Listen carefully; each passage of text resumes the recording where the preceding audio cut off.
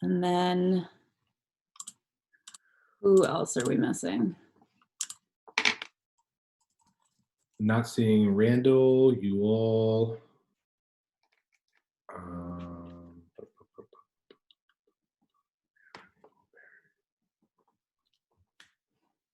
Missing somebody. I think that's it, right? Yeah, Perry, Randall, you all. That's okay. Well, I will call the meeting to order at 5:34, and we have achieved a quorum. Before we do any of the other items on the agenda, I think I'd just like to recognize that there's a lot going on in our country right now and in our city, and just give a moment of silence both for all of the pain that's happening, but also all of the community building that's happening around the country and here in Burlington.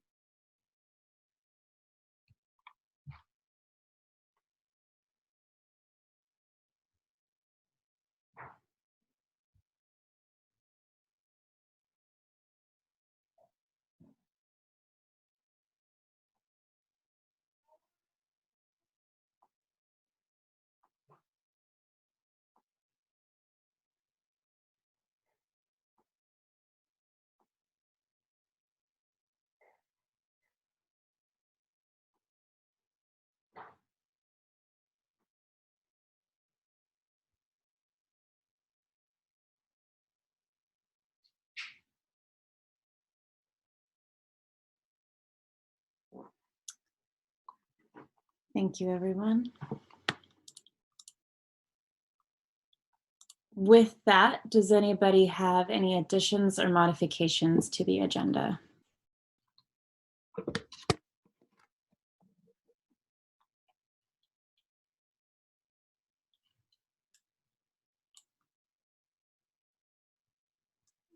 Great, so we'll keep the agenda as is and move on to item 2, which is the approval of last minute's meetings, and I'd welcome a motion on that. Go ahead, Mark. Motion to accept the minutes. Fantastic. Is there a second? Second. Seconded by Karen, and all in favor, please say aye. Aye. All opposed? Aye.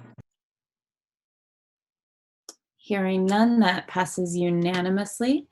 And with this, we'll start the public forum portion of our agenda. It looks like we only have 2 attendees. Shannon, I don't believe that we had anybody sign up, so. Correct, nope. If any of the attendees would like to speak, if they could raise their hand.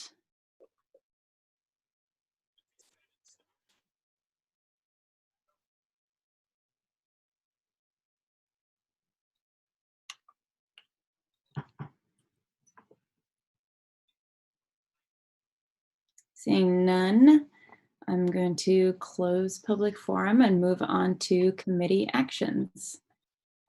Starting with 4.01, if commissioners are okay with this, my thought was that, and sorry, we also have us joining today, Audrey Oliver, who's my staff member. She recently graduated from UVM and has been helping me with a lot of research. So I figured what we could do is talk through it a bit today and some of the things that we maybe want to see, and Audrey can just share her screen and kind of like I did last time on the goals, kind of take notes about what we're saying and just make some of the changes directly to the documents before we send it back to the administration, so that we have something that we can officially approve next time, unless we all get to consensus today, in which case that would also be great. Are folks okay with that?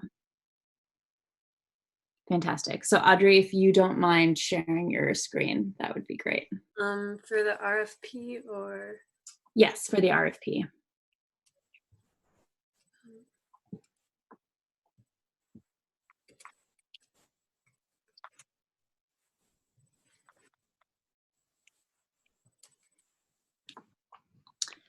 Oh, there was an actual document.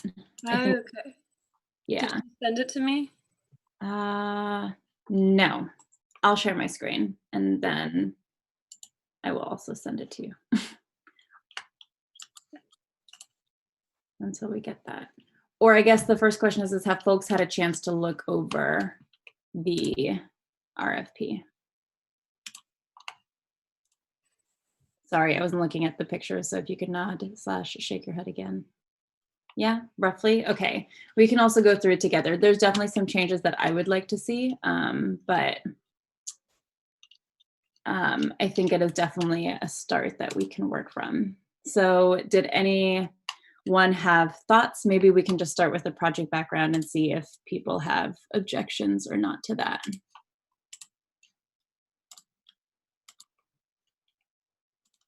With that, I'll open the floor. I just want to admit that I haven't had a chance to look at it, but I'll be just following along. Yeah, it's not super long, so I assume, which is part of the reason that I was like, I think we can just talk through it. The project, and I can give you a little bit of an overview while I send it to Audrey. I assume everybody else has it open on their computer. Is the project overview starts with the racial justice resolution and basically just says that the city council adopted it and pulls some of the direct relevant language. The scope of work starts to talk about some of the things. I don't think this perfectly captured our conversation or intent the way that we had it. But I think it starts to talk about some of the aspects of the scope of work. The response format is the qualification, or I guess now I'm trying to use USA terms. I'm like, it's the section N. That doesn't make any sense. It's, yeah, basically the things that you'd have to add in the proposal to be considered. And then that is basically it. So it's really just a page and a half of things that we would actually be changing.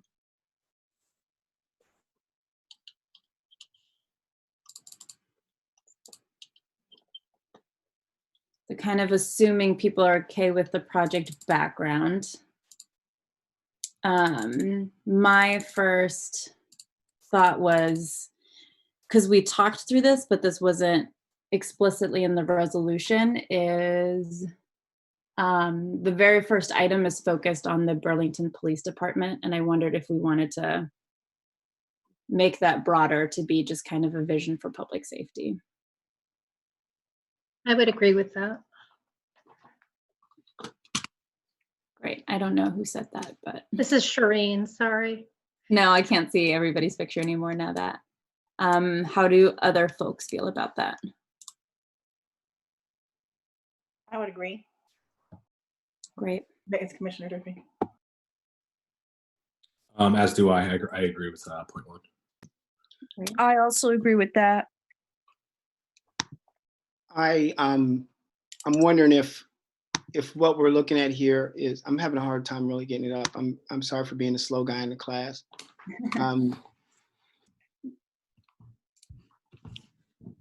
you want me to forward it to you, Mark? I have it up on my personal computer as well. So I found the document. I'm just looking at the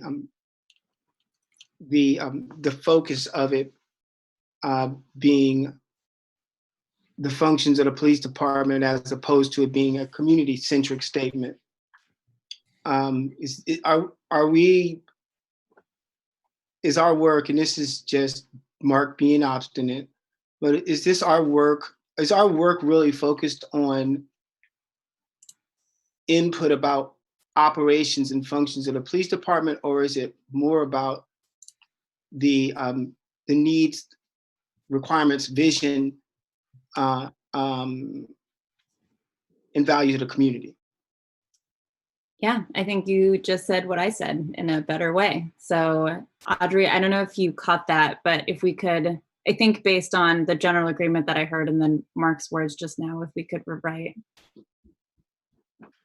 And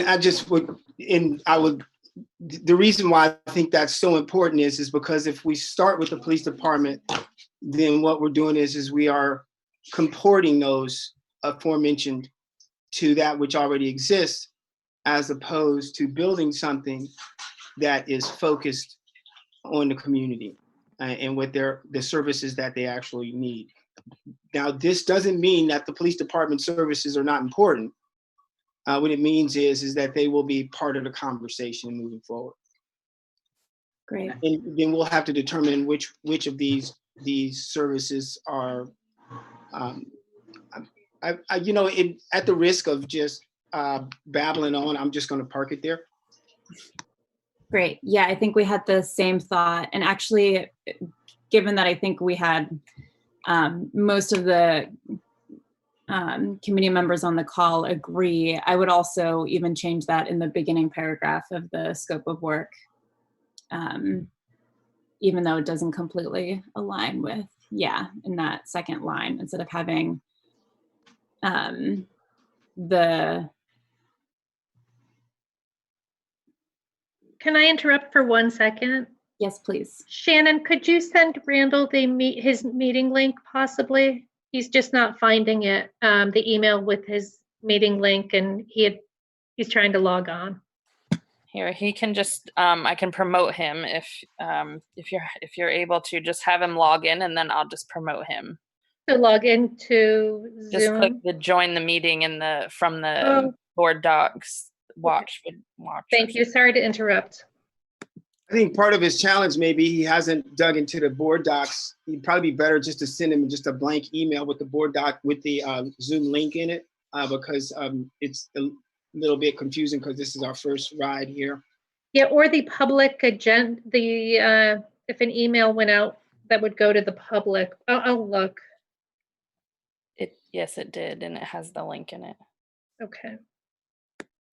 Madam Chair, if I might just add to that, if I think the word values of the community, the word values are really important within this context. Just to add to my previous statement.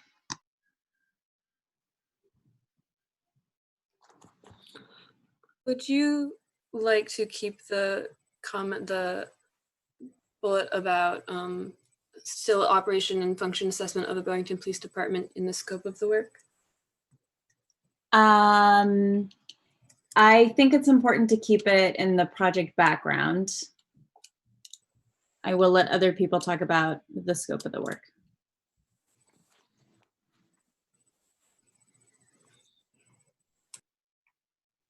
For clarity, Madam Chair, is it our understanding that this document will be informing a second engagement that would include a full assessment of the police department? This document or the document that will be produced out of this? The document that would be produced out of this, that it would be informing the work of the another engagement that seeks to evaluate the police department? I think that's up to the committee about when that happens. If it's a document, if it's just the process of starting it, and then we feel comfortable with starting the second assessment and having them go overlap a little bit, or if it's going to be a complete finishing. Can I follow up Mark's question? I was he's sort of batting my neighborhood there. Well, I guess my first question is simple. Maybe I missed it. Who is this? BPD's RFP? No. Okay, gotcha.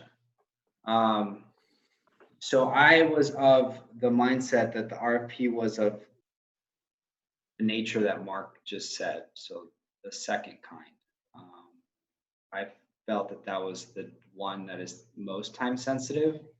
I guess I was of the mindset that we were going to perform this type of essentially RFP work that's in this scope of the community input, So in the note that I have from last time, we definitely said we would prioritize this RFP.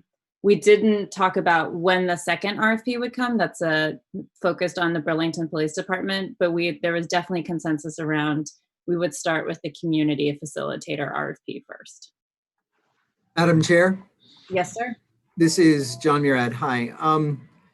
So in the previous meeting, I thought that you had asked me to work on such an RFP, and I had been under the impression that that would be something that would be not the Burlington Police Departments, but perhaps the purview of the Joint Committee in conjunction with the administration. And I do have a draft for that that could be shared. And I recognize that this RFP describing this facilitated visioning process is your purview and is your priority. And that is certainly the prerogative of the chair of this joint committee.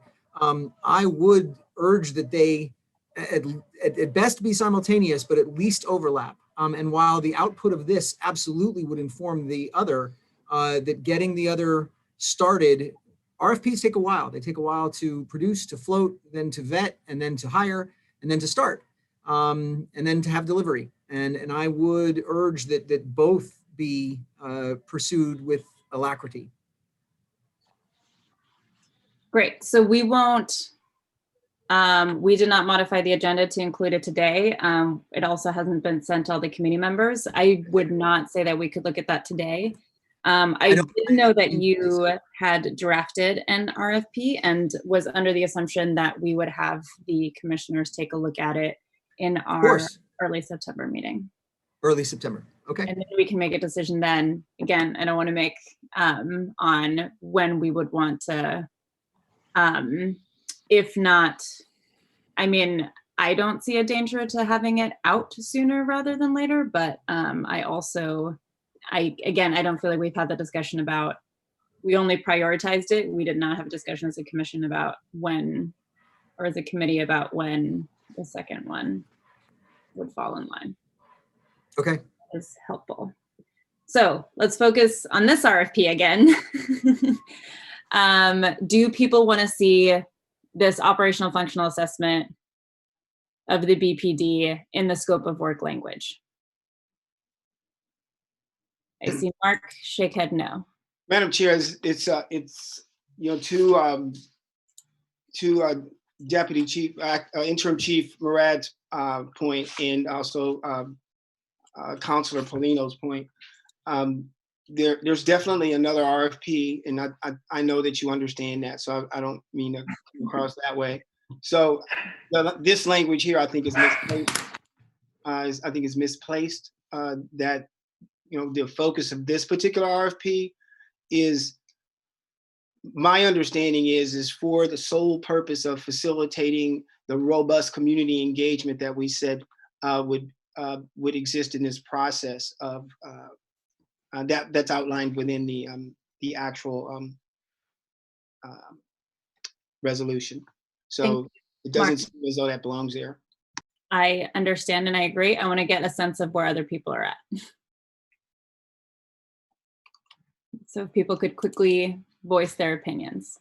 I agree with Mark, and I want to say thank you for drafting this. Now that it's clear that we're doing two, this is great. I envision this as a role that would even sit in these meetings with us, towards the end, before the report is drafted, and certainly after, kind of like, an advisory role from an expert perspective. And there are a lot of people doing this work right now around the country. So thank you for doing the work.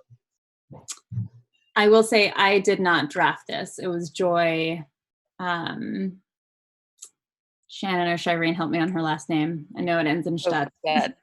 Hofstad. From the city attorney's office. So I cannot take the credit for this. Great. So everybody else feel good about removing this part that Audrey currently has highlighted? I do. Great. Karen, Shireen, Randall. So I apologize for missing the first part of this discussion. There was a mix-up on my end, but could I just get a really quick overview of the justification for striking out that part? And is the thought that would be covered in the separate RFP or? Yes. So we started the conversation with a little bit of confusion around which RFP we were talking about. And I think to some of that, people have voiced a appreciation for taking that out to ease some of that confusion, with the understanding that this still will be part of a better understanding of the Burlington Police Department's future operations. So if the understanding is that some of that work would be included in a separate RFP, then I have no problem with striking it here. I'm just, I mean, obviously I would want to make sure that an operation functional assessment of BPD, that we take that to be something which is useful and important to do. So if people are on the same page with that, then I see no problem with removing from this particular document. Great. With that, I'm okay with you striking that, Audrey.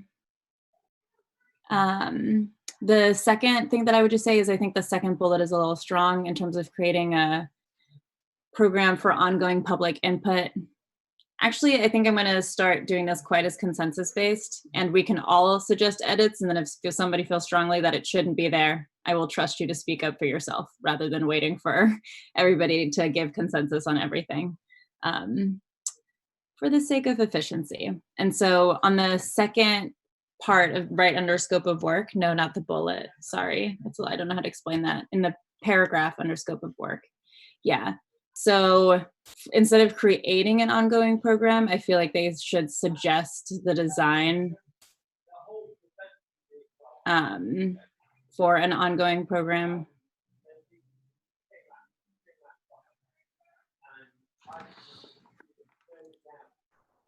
People Agreed. a few minutes to disagree with me. No objections.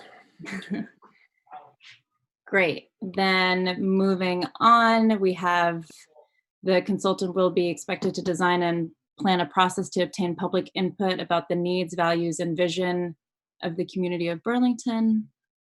Work with the committee to design appropriate survey materials. I would say survey and participatory workshop materials. Oh, no, that's good. Actually, survey materials and participatory workshops, that works. Madam Chair. Yes. Thank you. I want not to vacillate on this too much, but I did find the language in the resolution in line 69 and 70 and 71 in the resolve clause that called for this, and it has words to the effect of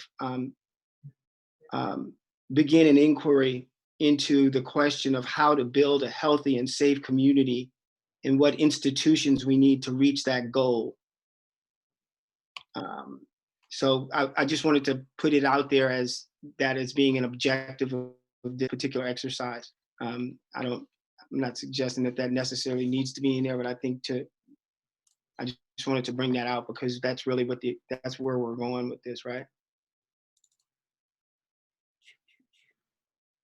Commissioner Hughes, could you read that one more time, that language you just read in line 69, please?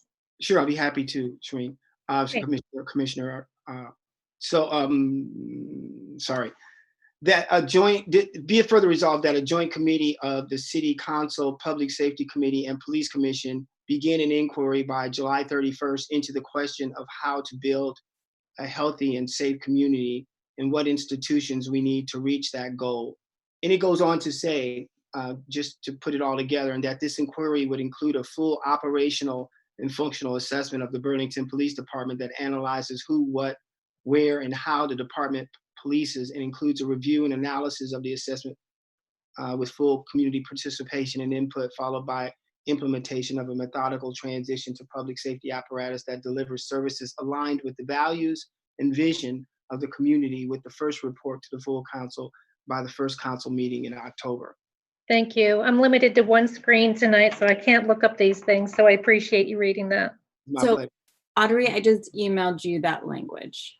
Great. I was trying to put it there so people could see it simultaneously, not to include it like as a thing that you wanted to include right there, but as a so people could, if people wanted individually. Great. One sec. Great. So I would include that under the first bullet. That's a great point. And actually, maybe is that not included in the? That's not included in the project background. Would you want that included in the project background or in the scope of work, Mark? I don't mean to, this is Shannon. I do think that, is that language in the project background? Yep. Some of it, not all of it. So the first part, but not the part about scroll.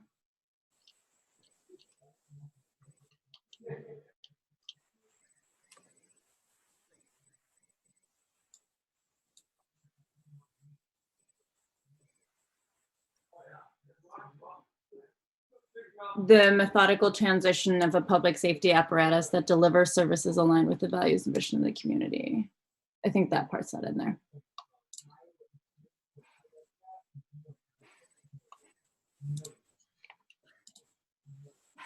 Again, Mark, did you have strong opinions about where it goes, scope of work or background? Can I pass on that for a minute and just dig a little bit deeper into this, and I'll come right back to you? Yeah, absolutely. So then let's keep moving.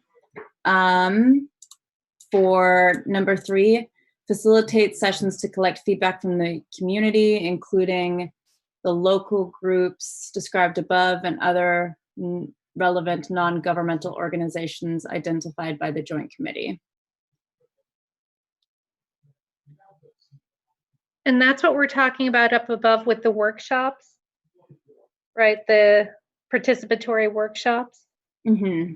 So maybe we just want to make sure it's clear that we're referencing the same thing by using the same terminology.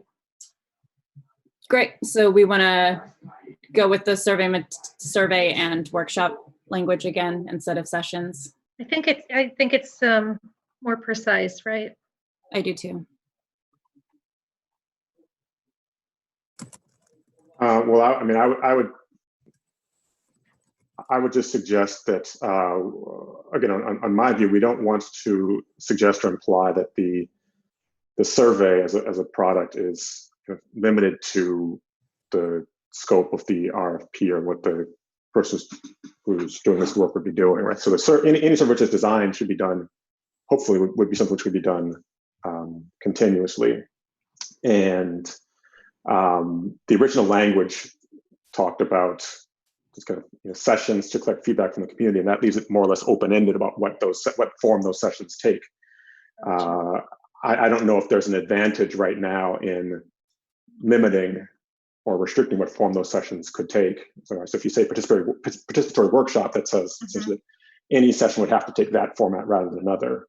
So it's not to preclude that a participatory workshop might be the best way to do it, but I don't know if we want to either limit that right now or suggest that the surveys themselves should be understood purely within the scope of the RFP. Yeah, good point.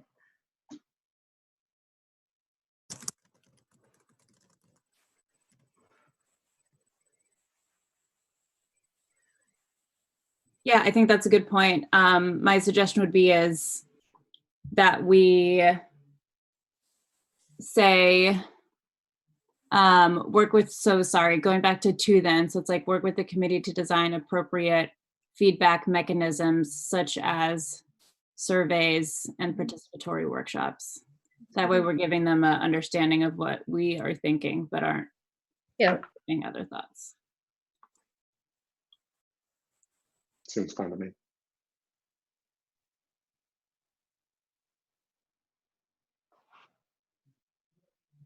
Great. Yeah, so you can leave the collection of in there, Audrey. Okay.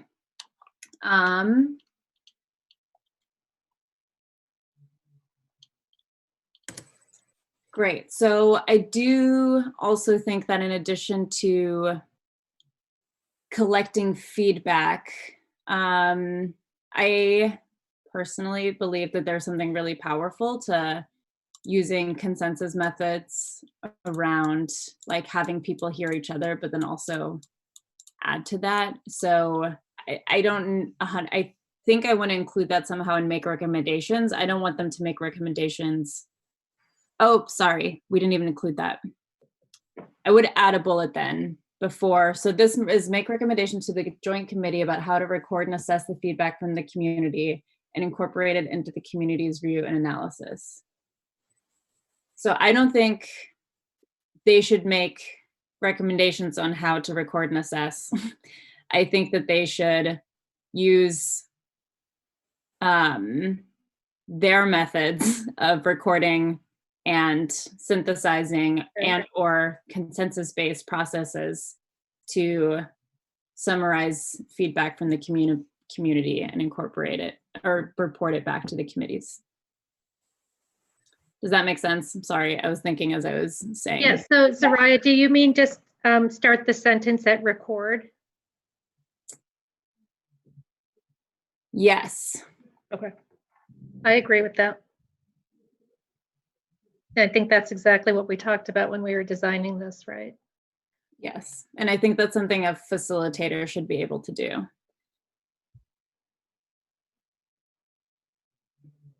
And then but after record and assess, I guess to make sure that it's not just somebody saying, oh, and I think this based on what they heard, I would after record and assess, I would put using consensus-based approaches where possible. So if you're doing a participatory workshop, you can use consensus basis. If you're just having conversations with folks, you can't. So.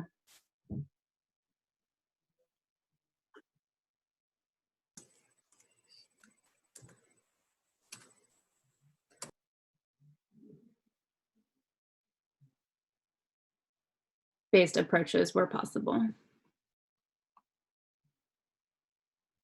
And then would it be for inclusion into the community's review and analysis? Yep.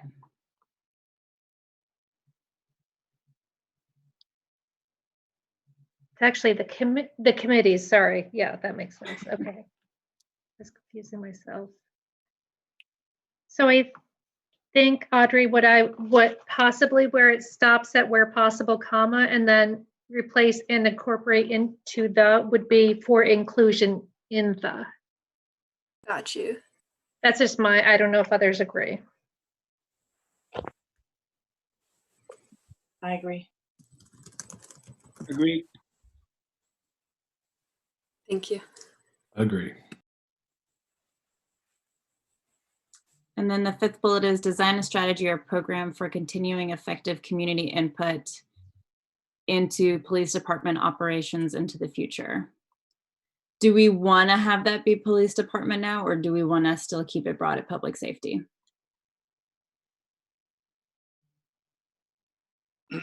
is I think where we started with this was a focus on the community's needs as opposed to the department. So community input into the cities.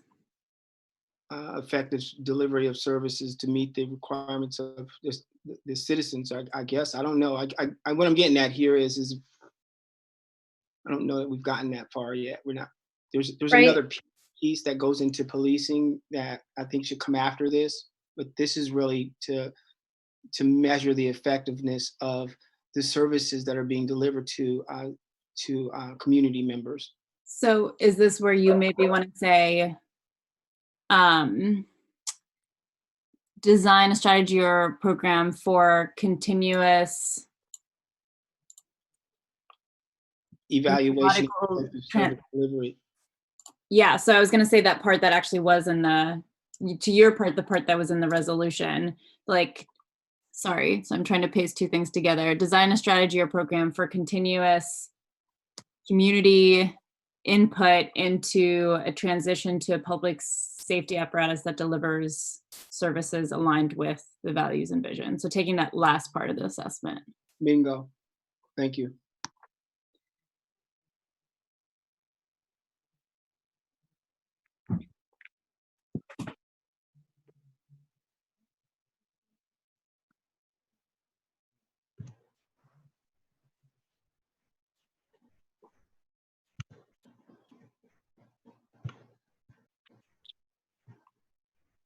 And I would wonder if where this plugs in, and this really goes to something that John was saying when he talked about these processes being at a minimum parallel, or however that works, that line 72, 73, something about the police department, let's see, the need to build healthy and safe community and what institutions we need to reach the goal. I'm just going to read through this because I need to do this to get to where I'm trying to take you. And that this inquiry include a full operational and functional assessment of the Burlington Police Department that analyzes who, what, when, where, and how the department polices, and includes a review and analysis of the assessment. But then it goes on to say with full community participation and input. So I'm wondering if the this is it beyond the scope of this this RFP to suggest that this facilitator would work with the community to in this review of the Department of Analysis, or should we just include that language in another RFP? I think it would be better because it's easier for us to add on to an RFP than to take away from it. I think once we have that RFP, if we want to say, hey, we will, once we have the consultant, give you another 2 or 3 days to be part of this process as well. I think we always have the ability to do that. Thanks for that.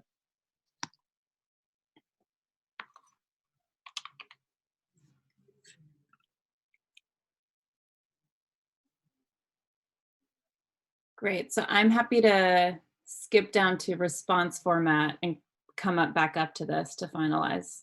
And thank you all for sticking. This is one of the more painful processes that has to happen, is 7 or 8 people trying to write a scope of work together at the same time. So appreciate your patience with this.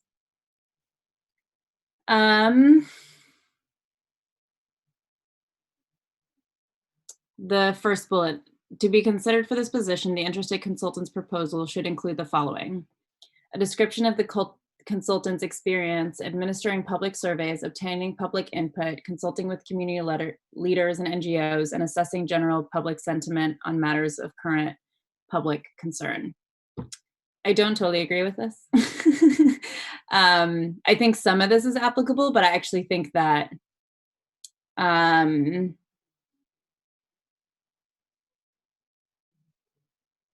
I guess it doesn't have any, oh, no, this is fine because it has it in the second bullet. I'm okay with this.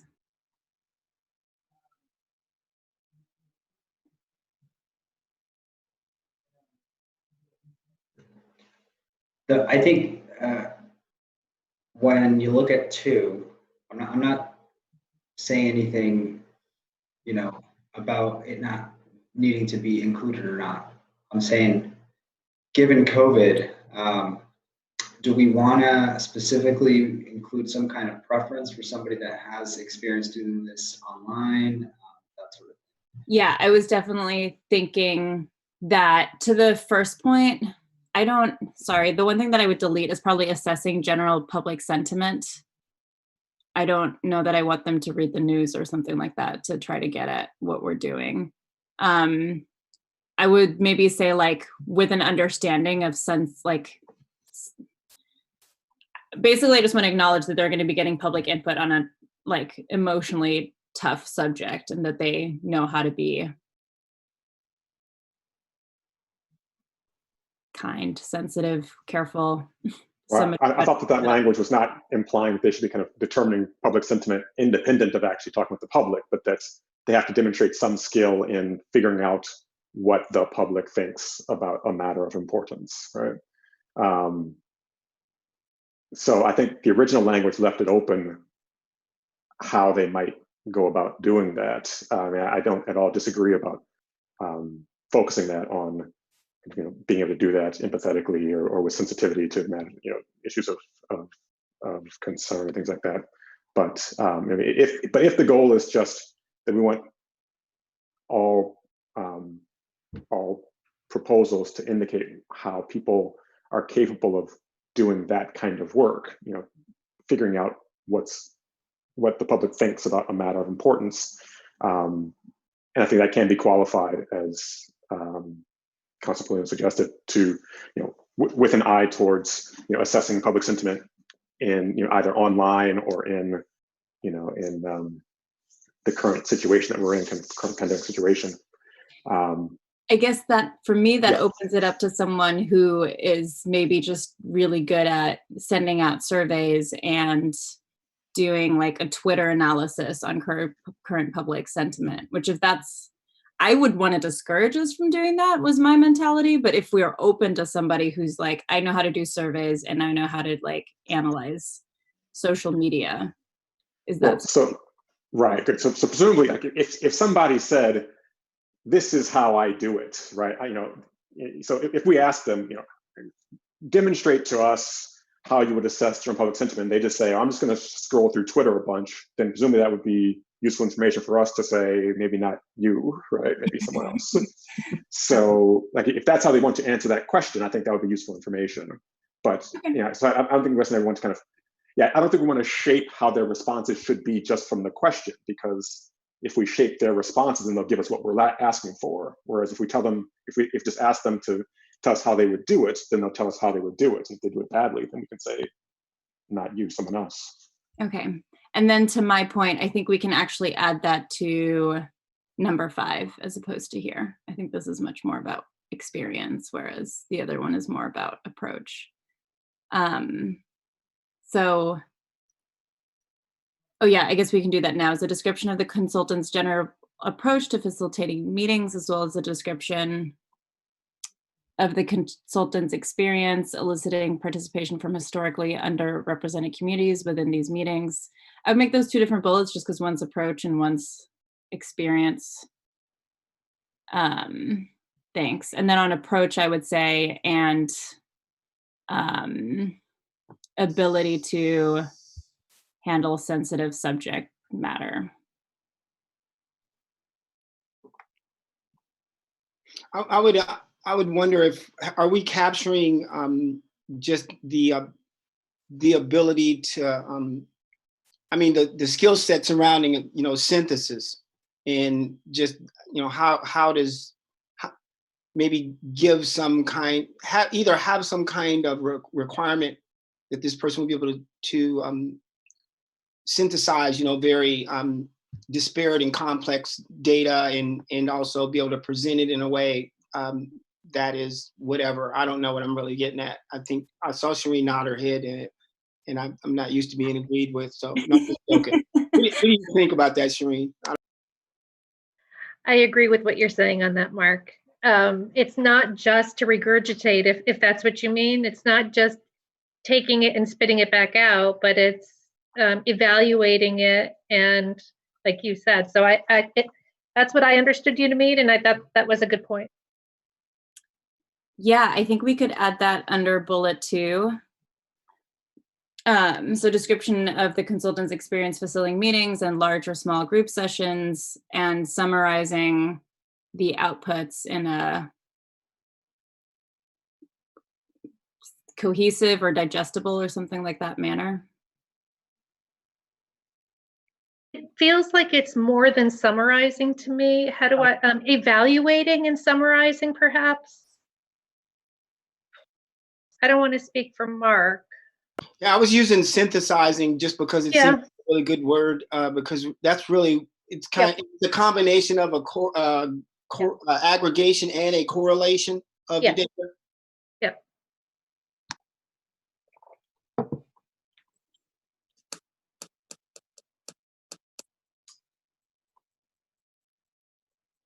So do you all think that in one, and I don't mean to hop around, I'm sorry, have we captured in here enough the notion that we're looking for specific as well as general public sentiment?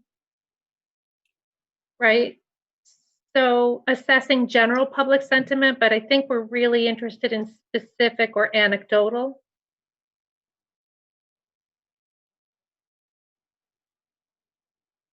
And I don't know that we could get general public sentiment on this, given the scope, but I just want to make sure that we capture in here that we're really looking for. And maybe that's just so common sense that it's an absurd thing to be asking. No, I think that's good, because I think that was one of my concerns, is that it sounded like we're more asking for general. So I think it's good to call out.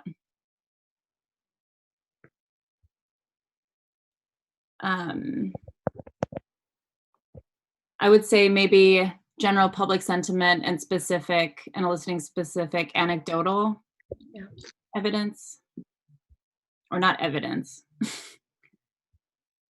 Well, evidence can certainly be anecdotal. sorry.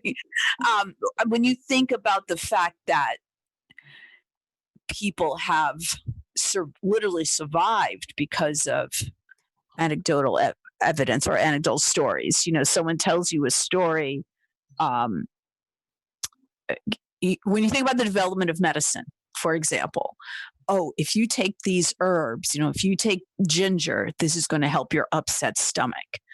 Like that type of information before they had, or even now, there's so many herbal remedies or alternative methods that people use that haven't gone through the traditional medical trials, but people know to be tried and true. And then there's if you have a traffic stop, this is what you need to think about, right? Because there weren't statistics, there weren't data being looked at for a very long time. But within certain communities, we knew we had to communicate this information in order for people to survive. So, yes, definitely there would be a segment of the community that would feel that doesn't have any merit, or it hasn't been validated by quote unquote official surveys and studies, yada, yada. But within these communities, we know it's valuable. So just to mention that. So I think evidence is perfectly valid. Great. Then I am fine with keeping it. And then I want to make sure we don't miss Franklin's point. I'm sorry, can I just weigh in on that point really quickly? Yes. So, I mean, it sounds as though, I don't like the phrase anecdotal evidence, but I gather that part of what we're aiming for here is just understanding subjective experiences and impressions of policing. And so, I mean, that seems like a completely legitimate thing to try to elicit out of the community are what are subjective experiences of policing. Well, I don't think that's the only thing. So I think you maybe missed the beginning where we said we specifically didn't want just policing. We just wanted. I'm sorry, right. Yeah, okay. Agreed. So modified accordingly, yeah. So you're saying eliciting specific subjective experience? Was that correct? That you wanted to see instead? Correct.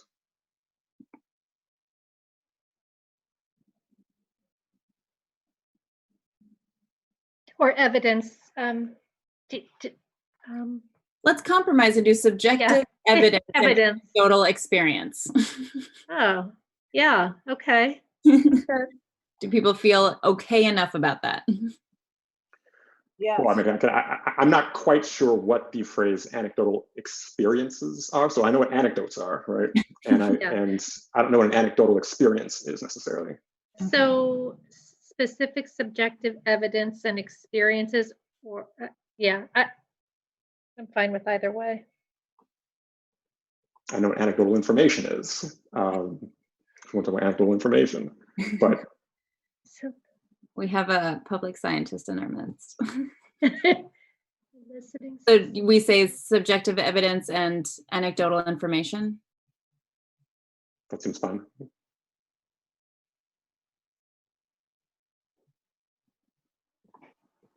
Thank you. And then to go back to Franklin's point of experience 2, do we just want to add in a virtual environment to the end? Or anywhere in there, that makes sense. Yeah. Yeah.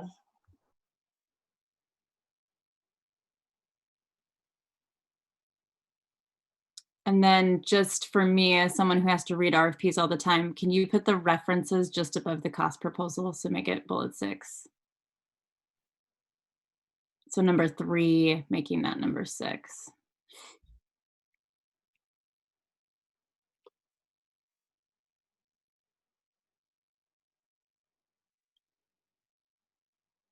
And then instead of a proposal explaining, if we can do a description, because all the other ones are description, and I don't see how this bullet's that different.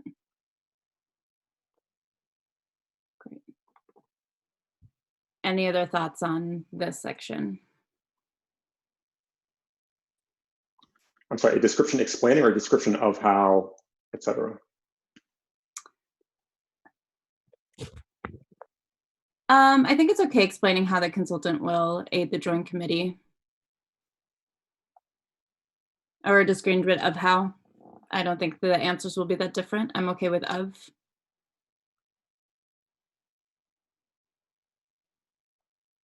I see what you did there, Randall.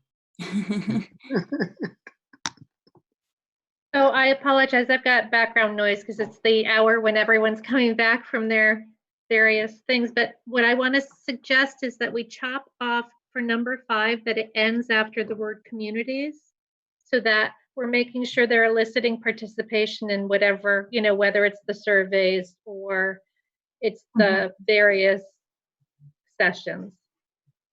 Great, I agree.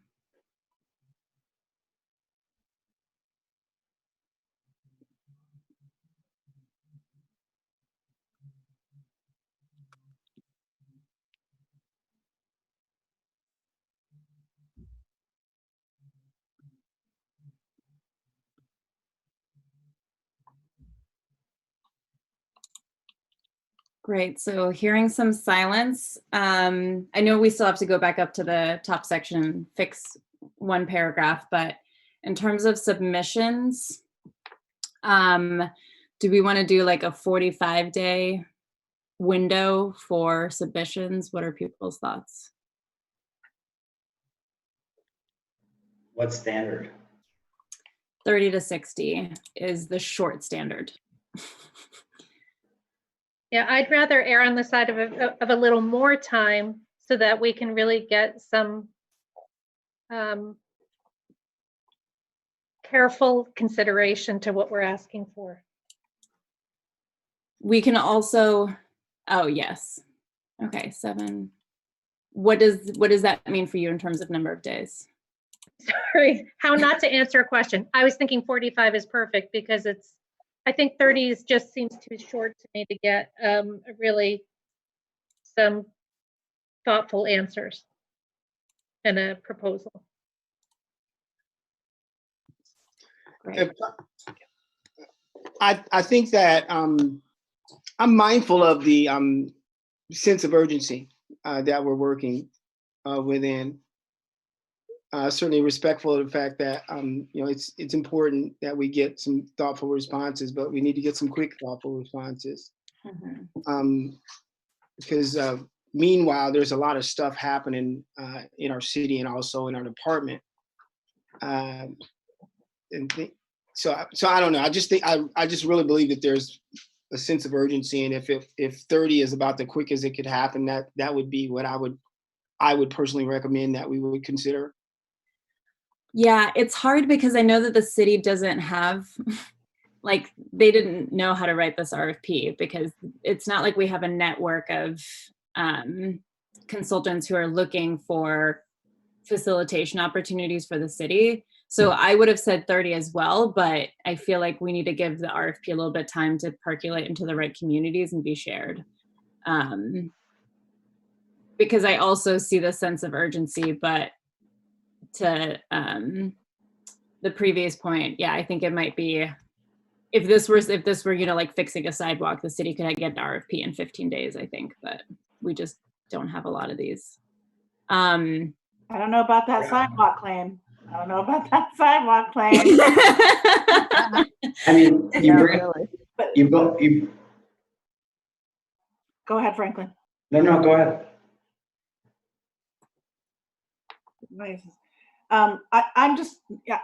This is good conversation and I'm just writing notes down, but I really do think more along the lines of how Commissioner Hughes is thinking. And I totally get that the city just doesn't have, what we need, but I'm an expediter. So I'm just going to throw that in. I haven't said very much, but I'm just going to throw that in. I agree with the three of you. But I think what Mark also said in there is basically like, we should think about who our target audience is here. And is this somebody local? Because it's hard to believe that it'd be attractive enough for someone from like Washington, DC working on, Joe Biden's policing committee for the future and so forth would come here for this. So is it if they're going to have to spend a significant amount of time on the ground by the request of work, the nature of the request we're making here in Burlington, I would think. So I don't think that's necessarily true. I think their approach could be virtual or could be in person, or could say, I will hire one other person to like have conversations like on the ground. I don't necessarily think that someone who's good at facilitating 60-person virtual meetings is the same person that's good at like going out into the community and talking to folks. So Yeah. because then I think 30 days is fine. You know, if you open it up to people like that in the big cities and Chicago and, you know, Minneapolis, New York that are doing this work. can we leave this open? Sorry, just in terms of how I've seen RFPs done, is there any chance that the committee would be okay with Shireen and I going back and talking to the city attorney's office and saying that we would leave it open for a window of up to this many days, but that we'll be doing rolling applications. So if we get great applications after 20 days, great, we can review them and say this is good enough and keep going. But if not, if that's not a legal possibility that the city does, then we stick to something closer to 45 days. I like the idea of deferring to you to make those decisions. I like that idea because I think this is how we're going to be able to operate most effectively. Great. Okay, then we will skip this. Audrey, do you want to go back to the scope of work so we can finish that up? The rest, I think, is city attorney language that we don't need to look at, if everybody's okay with that.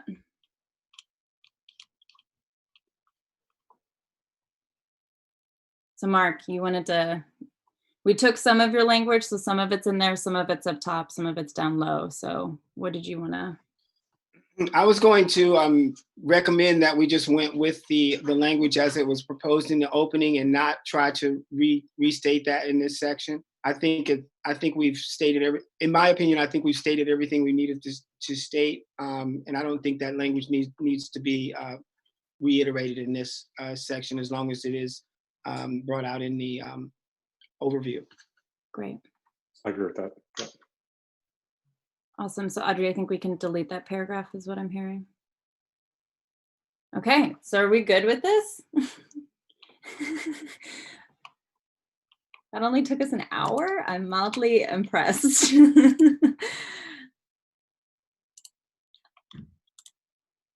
So,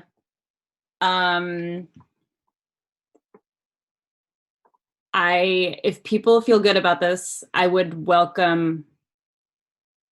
Is there a motion? I assume that there's some kind of motion we should make. I move that we agree to adopt this language for the RFP and defer to the chair and vice chair for consultation with the city attorney for the time frame in which it would be responded to. Great. Is there a second? Yeah. Seconded by Commissioner Durfee. Motion made by Commissioner Hughes. Shannon, did you get the motion? Yes, ma'am. Okay, fantastic. you. Then all in favor, please say aye. Aye. Aye. All opposed? Hearing none, that passes unanimously. Nice job running that. That's not easy. Thanks for making it easy. So the second thing that we had was brainstorming a list of NGOs. I don't know how fried people are feeling and if they want to defer this agenda item or if that's something we can do. I was hoping I could just send out a link.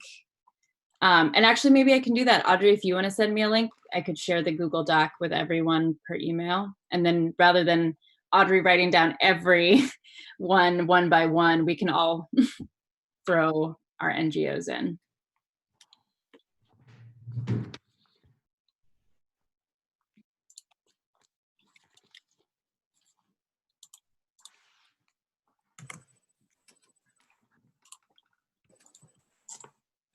And actually, Audrey, I'm going to send an email to you, me, and Shannon because I don't have everybody's email ready to go. And I think Shannon probably does.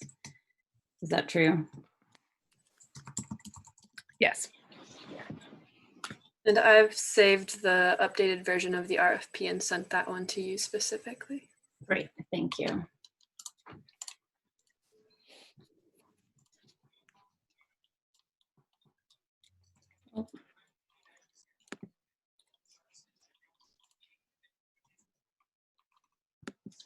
Madam Chair, would it be appropriate to table this agenda item to, I mean, it doesn't seem to be a time sensitive one. And I know that the chief is waiting for a presentation. And in the interest of time, everybody on the call, if we could just take this one as homework. Yeah, so one of the reasons, yes, love the idea of homework. One of the reasons that we talked about doing this at this meeting is that it would be nice to have the list as an appendix for the RFP, just so that, so if I give folks a deadline of by when to do that so that it can go out with the RFP, do people feel good about that? Yes. Yep. Thanks, Karen. Awesome. Okay, great. So if people can respond by Monday close of business, or let's do by Monday at noon so that it can go out on Monday. Sweet. And Shannon will send out that link to everyone. Great, thank you for that. Oh, I guess we need a motion to table. Motion to table. Motion made by Commissioner Hughes. We have a second from Second. Commissioner Gamache. All in favor, please say aye. Aye. Aye. Aye. All opposed, please say nay. That passes unanimously. Thank you for that. And I'll just note for him that it's Gamache, not Gamache. Gamache, thank you. Thank you. I am sorry if I butcher all of your last names. It's a little bit why I've been cheating and calling you by your first names. Some are easy, like Hart, Durfee. I can do that. Great. Then if we can move on to 5 and Chief Murad, I believe that you are up.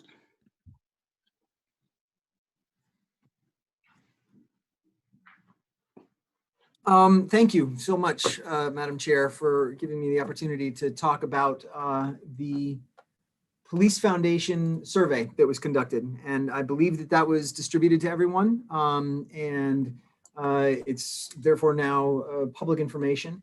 This is a survey that was brought to us by the opportunity to conduct it was brought to us by the National Police Foundation, which is a long-term organization that works closely with the Federal Department of Justice and does a lot of projects with police departments across the country. And one thing that they do is surveys. They are experienced survey instrument creators. They are experienced in delivering them, both with regard to, as I said, the creation of the instrument, the demographics that they are able to drill into, the way in which they design and distribute the survey, and the Police Foundation gave us the opportunity to conduct one that was in 2 parts. It was a text message or SMS survey that was relatively short and went out to every phone number that was in our database. And that included people who have been callers owing to, sorry about that. That includes callers who have called in in order to make complaints, people who give their numbers because they are subject to a ticket or a cite or even an arrest, people who have called in as witnesses to things. And so all of those numbers were in the system. They were given en masse to the Police Foundation, which as a 501c3 is able to use those kinds of data and send out these text messages. We sent them out. The Police Foundation jumped the gun on us a little bit and sent it out before we'd had an opportunity to inform everyone. And it caused a small kerfluffle. I believe that was in, I think, mid-November of 2019. Because a flurry of them went out. And we got a lot of calls from people saying, what is this? Is this real? Is this a scam of some sort? We were then able to prep the public a little better, do some news and media hits on it. And it was sent out again in early December and then again at the end of December.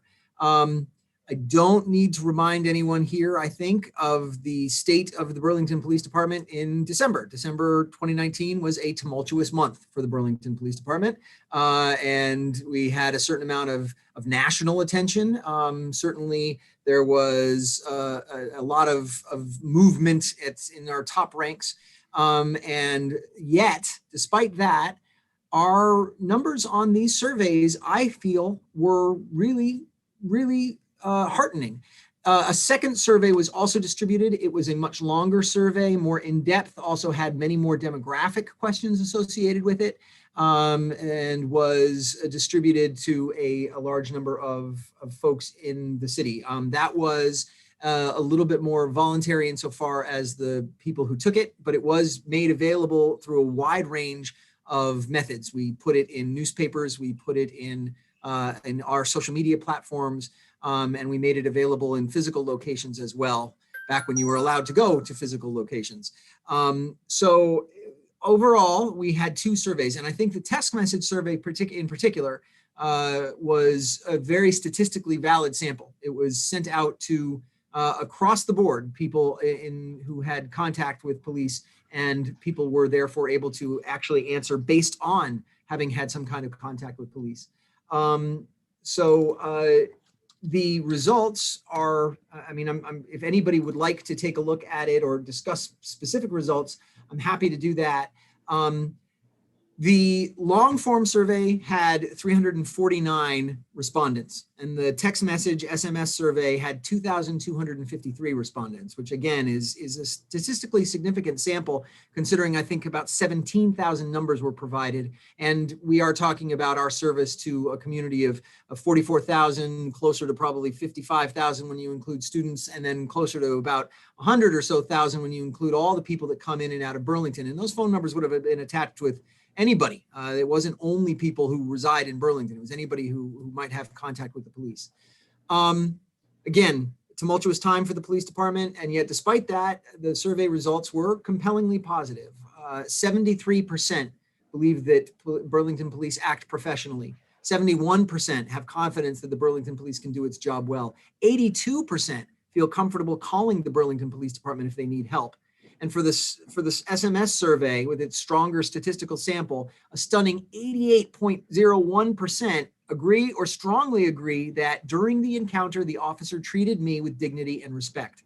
This is a world-class police organization. I know that we are in the process of evaluating that.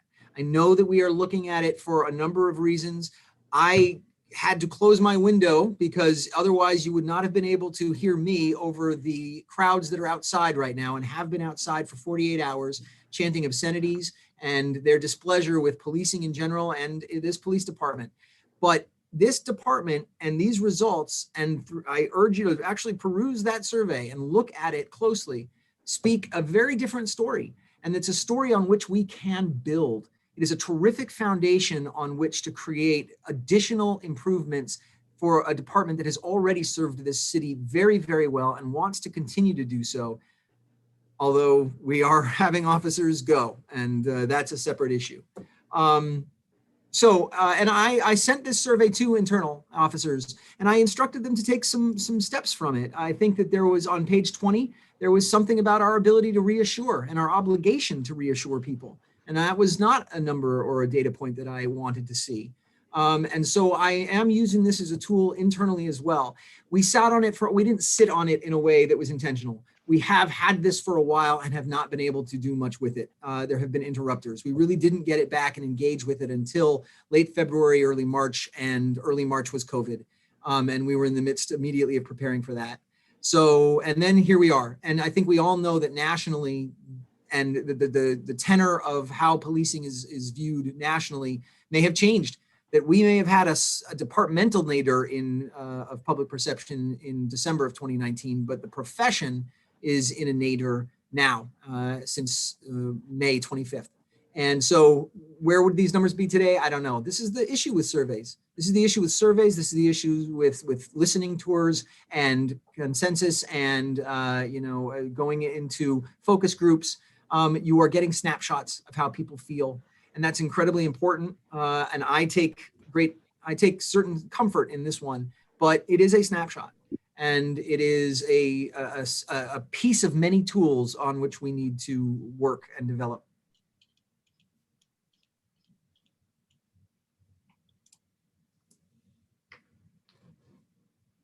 Great. I assume that means that John's done, so the floor is open for questions. I just have a quick question about demographics and about doing some regressions about how these numbers come out based on the demographics. About 93% of the respondents of the survey, of the ones I have, were white, less than 1% Black, less than 1% Hispanic and Latino, about 5% Asian. I have 4% Black. Are you looking at which demos are you looking at? Oh, I'm sorry. So I'm just looking at page 12 of this. So this is not the SMS. I assume this is the. So the SMS is broader simply because it was a wider Right. sample. It was sent to a variety of numbers, and there was a certain amount of self-selection with the other survey. Yeah. Yeah. So yes, I hadn't had it. Yes, I was just talking about the first one. Sure. But it applies actually to both. So I was wondering whether or not you have any of these results tied to some of these demographic categories, because so there's an obvious little. You're seeing what I have, Commissioner. This is what I've got. So this document is the entirety of what I have. Could we get more from the Police Foundation? I'm not entirely sure. We were not given, for example, an access database that went with this or something in SBS. This is Right. what we got. Okay. If you have, as this little toy thought experiment, right? If you have a population where 80%, where essentially, the police in this town, I'm not saying Burlington, but the police in this thought experiment town, can essentially do a very good job of protecting 80% of the population, a very bad job of protecting 20% of the population. You're going to get some very good numbers on those surveys, right? And that might lead one to think the police are doing a great job when you get 85% approval in this area, right? But that might not be indicative of. Right, but there might still be serious concerns if, in fact, 20% of the population is seriously underserved, especially if the 20% which is seriously underserved have something in common, right? If there's some systematic reason that one is underserved. I agree with that. So it might be good to be able to suss that out of the data that we have. If we can do that, if we can, for future surveys, for future information gathering, try to suss that out. I can't suss that from this. I mean, you're hitting on something that, of course, is a conundrum for lots of things. With a vote, you can say that there's this magic number, whether it's whatever the vote defines as. If you're trying to pass a constitutional amendment, it's one thing. If you're simply trying to be elected, president of the United States, it's another thing.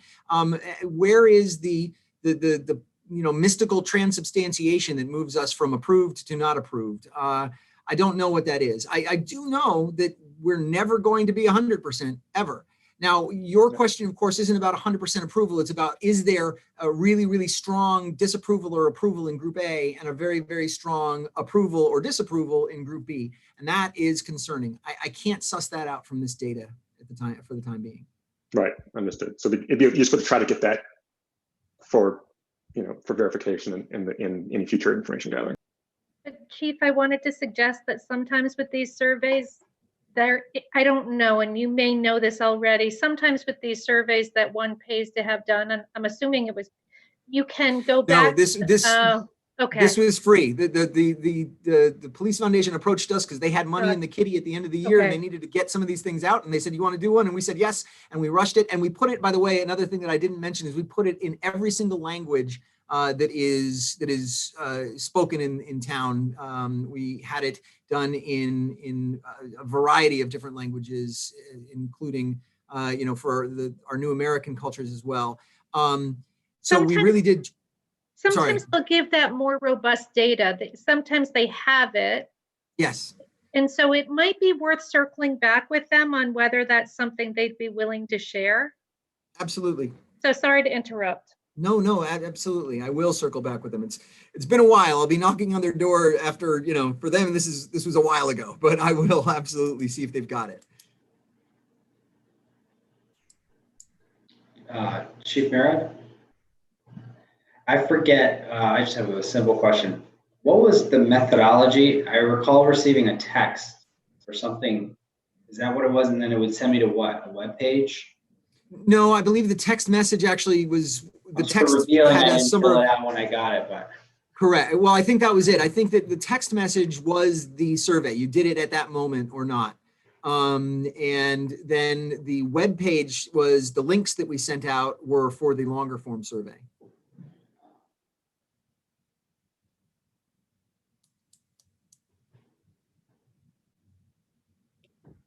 Councilor Polino, did you want to hold the floor?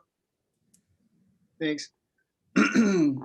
If I may, Chief, thanks for this. I think there's good stuff about this, and then there's not so good stuff about this. And I think the good part is that you guys are reaching out and you're trying, and that you're actually trying to engage the public, the community, and I think that should be acknowledged. I want to let you know I appreciate that. I think it's something that's really important. And it's alignment with the president's final report on 21st century policing, and I know you take that responsibility seriously.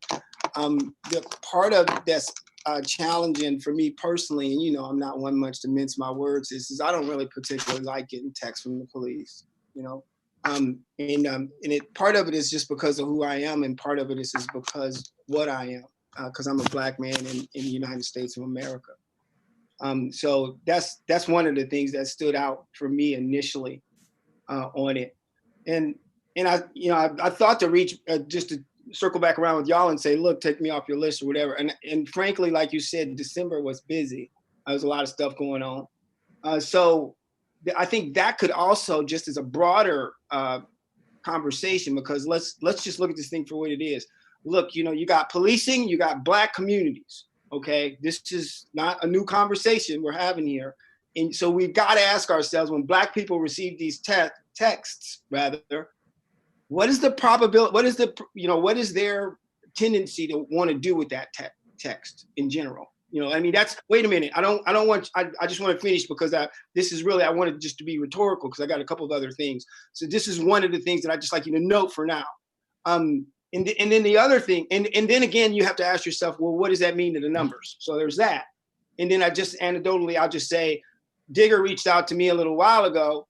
And this goes into really process, and this goes into how systemic racism plays out in surveys themselves.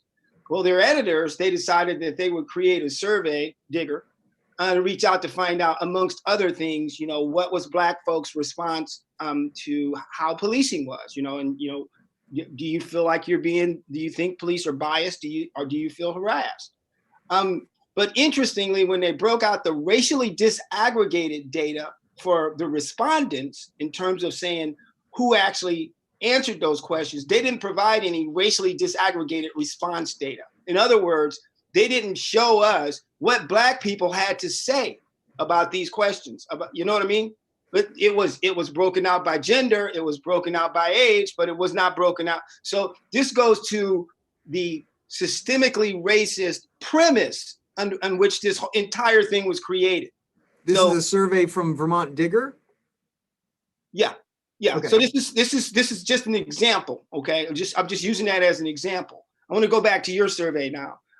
So I honestly, I didn't really take a close look at it, and I apologize. I do want to take a look at it, and instead of getting into all of the other points in the interest of time, which I was trying to save by tabling the previous motion, I'm just going to blow past the whole disaggregation conversation and about that the other piece. But there is a question about why are we evaluating the police department?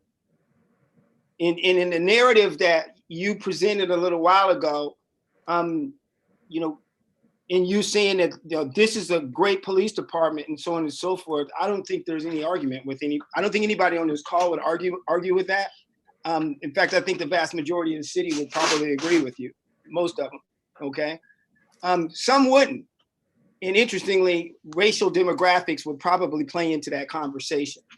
So So why are we doing that? What I think it's because there's a conversation, an ongoing, I don't know if anybody noticed, but there's an ongoing conversation about racial equity in policing that's happening across the nation right now. Has a lot to do with a lot of things. Maybe somebody getting shot 7 times, maybe a knee on somebody's neck. I don't know, but there is a large conversation that's underway. And I'm not gonna, so I don't wanna not acknowledge the fact that there is a reason why we are having a policing conversation, and it's not about how fine the police are. It's about what these communities are experiencing. And the other thing is that it's a conversation about mispositioned services. Okay, it's a conversation about whether or not appropriate services. This is the whole thing. This is why we're here. Is we're trying to figure out whether or not the services that the police department are properly positioned, and whether or not I think everybody understands what I'm saying and knows I don't want to kick the dead horse. So I just wanted to clarify this bring some clarity or add some color, if you will, no pun intended, to this conversation about, the police doing a good job. Nobody's disagreeing with that, but I just want to qualify the noise you're hearing from outside of your window and where it's really coming from and why it's really there. And there's a much broader conversation, and it's not about a general dissatisfaction with the police, okay? It's much broader than that. And anybody who's watching this thing play out across the nation and here ought to know better. And then I think finally, these data, anytime we collect data, it's incredibly important that we qualify what it is that we're doing. Some of you saw Stephanie Seguino's recent report. We went back to this conversation about, oh my God, I'm shocked and appalled. Look at what's happening. I can't believe it. The police there's racial disparities in traffic stops. And we keep doing that. And the police come back and say, well, not really, because let me tell you all of the reasons why this data is not true. And then we have that conversation over again, and we go into the next cycle, and we keep doing that over and over and over again. Whereas really, if we're going to collect data, and I'll conclude here, if we're going to collect data, then it needs to be purposeful in a manner to where we're not just doing it to prove that a problem exists, to move beyond an anecdotal conversation. We should already be there. We should already be beyond proving that an issue exists. When we get past that point, then we can have a conversation about using data for policy-informed, for data-informed decisions with our policy. We can go about using those data in creating dashboards, so we're not always doing reports, but we're looking at roll-ups, red, yellow, green, and we're seeing whether we're trending positive or negative, or at least being able to provide a comparative analysis to our peer organizations. But most importantly, the reason why we collect these data is so our children and our children's children don't have to come back to this same anecdotal conversation about whether or not it's a thing. So I appreciate what it is you've done. I appreciate the intent, but as far as the clarity in terms of how we're communicating this and the purposes, and I guess for that last point, what I'm saying here is if we don't consistently collect data and provide data dashboards and get it out to the general public on a regular basis, instead of taking snippets, across time, we run into all of those problems. And then in 10 years, folks are going to still be talking about whether there's still an issue. So I hope that came across right. It certainly isn't an affront to the fine job that we know that the vast majority of your folks do. But as far as this data exercise, don't text my phone anymore.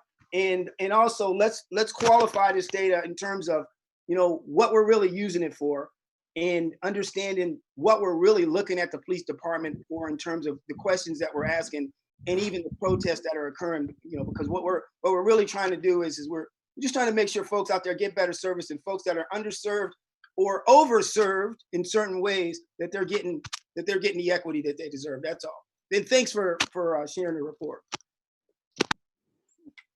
Great. So I just heard Mark say we need to stop collecting data for the purpose of seeing if there is a problem and for the purpose of decision making.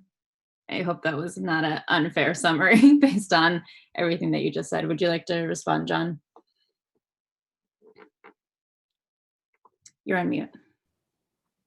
We were doing a survey not to see if there was a problem. We were doing a survey to gauge public sentiment in order to hone and see where our growth potential is. So that is something that is something we're going to continue to do. And the fact is that as I stated, any survey, any metric that is gathered is a point in time. They all are. So I think I understand the notion of this dashboard, but the dashboard is nothing but a series of points in time that are just closer to one another than a survey that we did when the opportunity arose and we were able to do it for free with a national organization that was able to produce it to high standards from a scientific data perspective.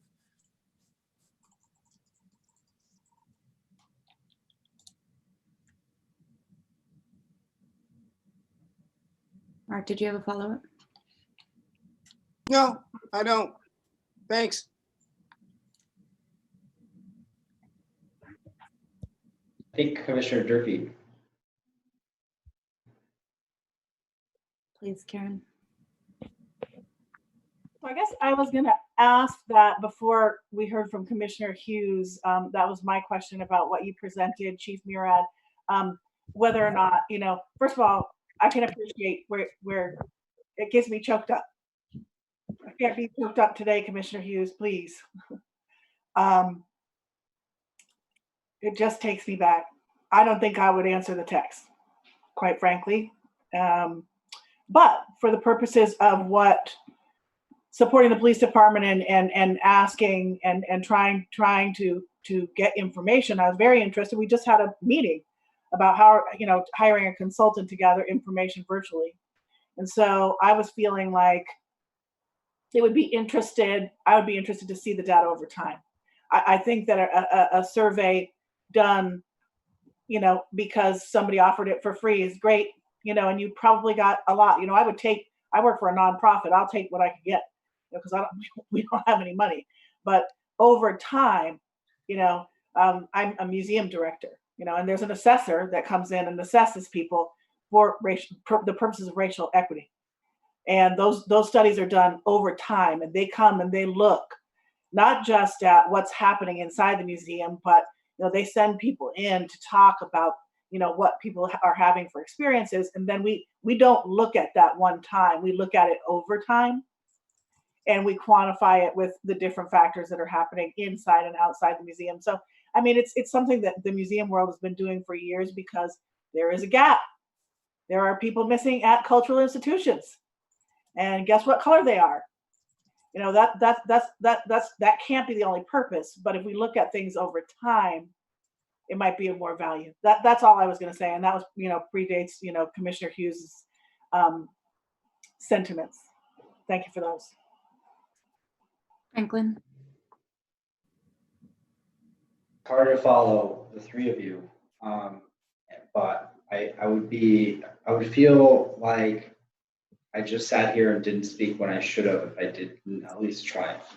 I think what Mark said really touched me, and so did what Randall said, what Karen said, and I think, well, Mark, one of the main points is that until we all, right, the support BPD people, the BLM, and everybody in the middle, and I'm sure there are people outside of those two sides or whatever, even further out of it. I mean, everybody on the spectrum, until we get over that disconnect that Mark just spoke about, it'll be hard to really do the work together. In other words, I don't think this is, what Mark is saying, and I think he's right, it's worth saying 100 times, because I can see how if you're a police officer in Burlington Police right now, it hasn't felt this way, but this is, in some ways, obviously not every officer, but it's not personal, you know what I mean? It's the moment in time where we're asking for that extra 10%.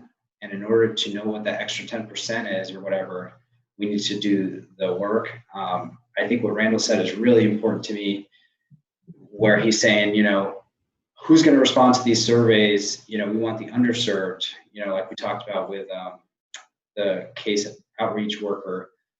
She targets a population that doesn't want to be ID'd ever, doesn't want to carry ID, doesn't want the police to know they're there, doesn't want to speak to a therapist or psychologist. So And that's the exact group that, you know, might be 1% of the population, but BPD might spend 20% of their time with responding to incidents. So I think we have to look at those two things: is how can we bridge this gap in the community, saying, look, we know you guys are very happy, but there's just like, you know, is 20% too many that are underserved? Is it 5%? Is it 2%? Some people feel it should be no percent.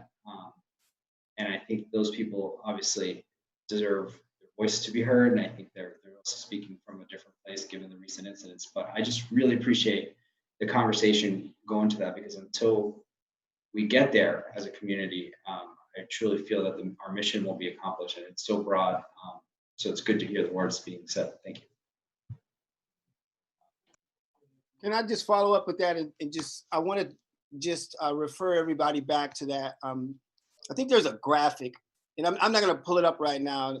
To be very brief, I took a lot of airtime earlier, but there's a graphic on the president's final report on 21st century policing. We've been talking about that. I think the chief sent it out to everybody over about a week or so ago. I encourage you just to go ahead and look at that first chapter that talks about trust. It's not talking about the trust that everybody has in the police. It's talking about that trust, the trust that certain communities have in the police. And we all know where that comes from. We know what that is.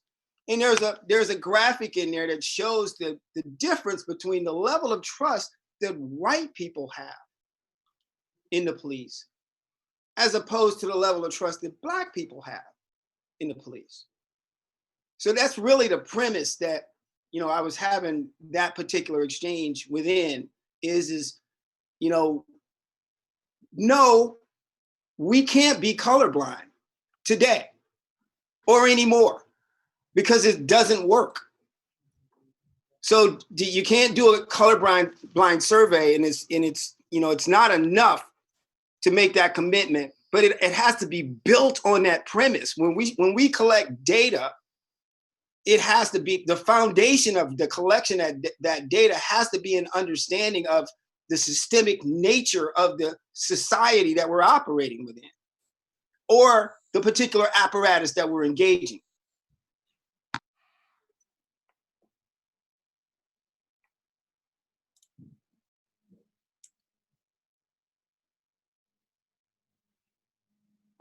Anyone else on this topic? Go ahead, Karen. I just wanted to add, I just completed reading Malcolm Gladwell's last book, which is Talking to Strangers. Commissioner Hughes, looks like you might be familiar with it, but there's police studies in there, and there's one, you know, done in the early 70s in Kansas City, and it talks about the people who will actually, it talks about the police force being unsuccessful, and then, you know, folks trying to figure out how to curb crime. And what the police department ended up having to do is which couldn't be done now, but they went door to door, and they were asking folks like, what can we do? We're introducing themselves by name and saying, you know, what you know, how can we help you? We need, much like I hope this survey does, the work that we do in the RFP. I hope that people will respond, because what the police found is that, you know, people are like, no, we need the police. We just can't tell you because we're too scared to leave the house. So when you're talking 20%, that's a lot of people, you know, and in a city the size of Kansas City, that's a lot of people. And I know we talk about Burlington numbers. We talk about, oh, well, you know, it's still a lot of people. And those, they were finding too, it's like crimes happen. And you probably know this, Chief Murad, you know, there's certain streets that crimes happen on. There's certain patterns. It's a fascinating book, but it can't be denied that, you know, the people who need the police most are the people who ain't talking to the police. They always are. And you know, and I live in a highly populated area with a lot of seniors, and Juniper House is going in across the street where I hope to put my mother. And when I go to her building in Barry, Vermont, and see people dropping drugs out the window, ain't nobody calling the police there. And I don't know what percentage of people that are elderly are in housing in Barre, but I can guarantee you it's a very, very, very high percentage since we've gone to mixed housing. So that's like the important point to make, because we are talking about surveys and we are talking about RFP and we are talking about trying to gather data. It's very frustrating to do that in a COVID era, because there's people who will not, maybe they'll talk to Mark, maybe they'll talk to me. Like, I have to go to people's houses, to really work in the new American community. I had to go to people's houses, and we're going to talk to me on the street. And they shared a lot of information about the police and how they feel about living here. So that this is a very timely report that you're sharing, because how do we gather data, and how do we, I think we've assessed now, and we're talking about now, that we need to get to people who are underserved, and we really need to make sure that we get somebody who can really do that, and I don't know who that is. I would just say, if I could, to follow up on that, and also with what Commissioner Hughes said, and also what Councilor Polino said. So I think with respect to the surveys, right? And of course, I think the collecting data is extremely important, both for kind of figuring out what to do, as Commissioner Hughes said, but also figuring out kind of what exactly the problems are. But I think that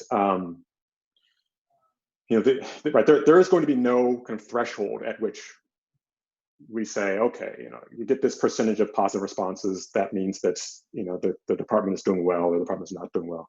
And because I do think that kind of inherent in the functioning of a proper police department really is kind of equal treatment under the law, right? And so I think that is why it becomes important to be able to figure out within the data that we have whether or not it seems as though there are kind of systematic variations in how different communities view how they're treated or how they respond to the police. And that doesn't need to be, there are plenty of different variations that might arise, not just along racial lines, right? As Commissioner Durfee was just saying, you can get variation among geographic area in town, right? So people in this area might have more distrust of police than that. They might think that they're treated more poorly by police in that area. But I think that is, at the end of the day, the most important thing is not, kind of, do you get a number of positive responses that go above a certain threshold, but rather, like, do we see systematic variations among significant percentages of significant subcommunities of the population based on attributes that they happen to possess or happen to fall into, independent of their choices or things like that. So I think that's kind of what we want out of that data going forward, which is not to say that I don't think that there's not a lot of good in this survey data, which I think there is a lot of good in this survey data, but it doesn't necessarily help me to answer some of those questions I really care about. I just don't, like I said, and I wasn't, being in any way patronizing when I expressed my appreciation for the effort that goes into this type of work. But I do think that, again, the work of this committee, the work of this group, we've got to be asking, we've got to be answering, much larger questions than, does the community feel safe? I think, so we got to be careful, when in our analysis, when we start talking about, this public safety. What is public safety? Who is the public? Who feels safe? What is a crime? Who said it was a crime? Why is it that we're enforcing that crime and not these other crimes? Where is policing occurring? Why is it occurring over there? We got to be able to ask the hard questions because, who's creating the laws? There's so many questions that we have to ask ourselves. And I think it's been far too long that we've, and that's why there are people questioning policing in general. And if we're not willing to have these kind of questions, then we can't criticize folks who just that they question the whole existing of policing. There's got to be some kind of middle ground where, because I don't think anybody on this call is saying, policing shouldn't exist right now. But I think many people have said, it should exist differently, and public safety should exist differently. And I think, so these are some of the hard questions I think that we have to be asking ourselves in the work that we do. And we certainly don't want to take a report this, a report like this based upon this particular survey and make a leap of logic and say, therefore, the police department is a great department. Well, they might be a great department, but it's probably not because of that report. It's probably because of all the other things, but we haven't.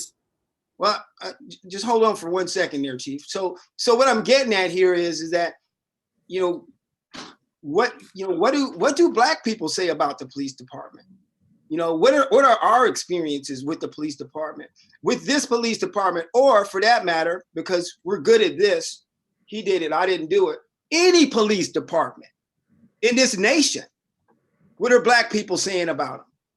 So those are the questions that are being asked. If you are Black and you call the police, or somebody calls the police and you're around, what is your experience? Is it positive? I can't say that. If you're Black, can you? These are national questions that we're dealing with.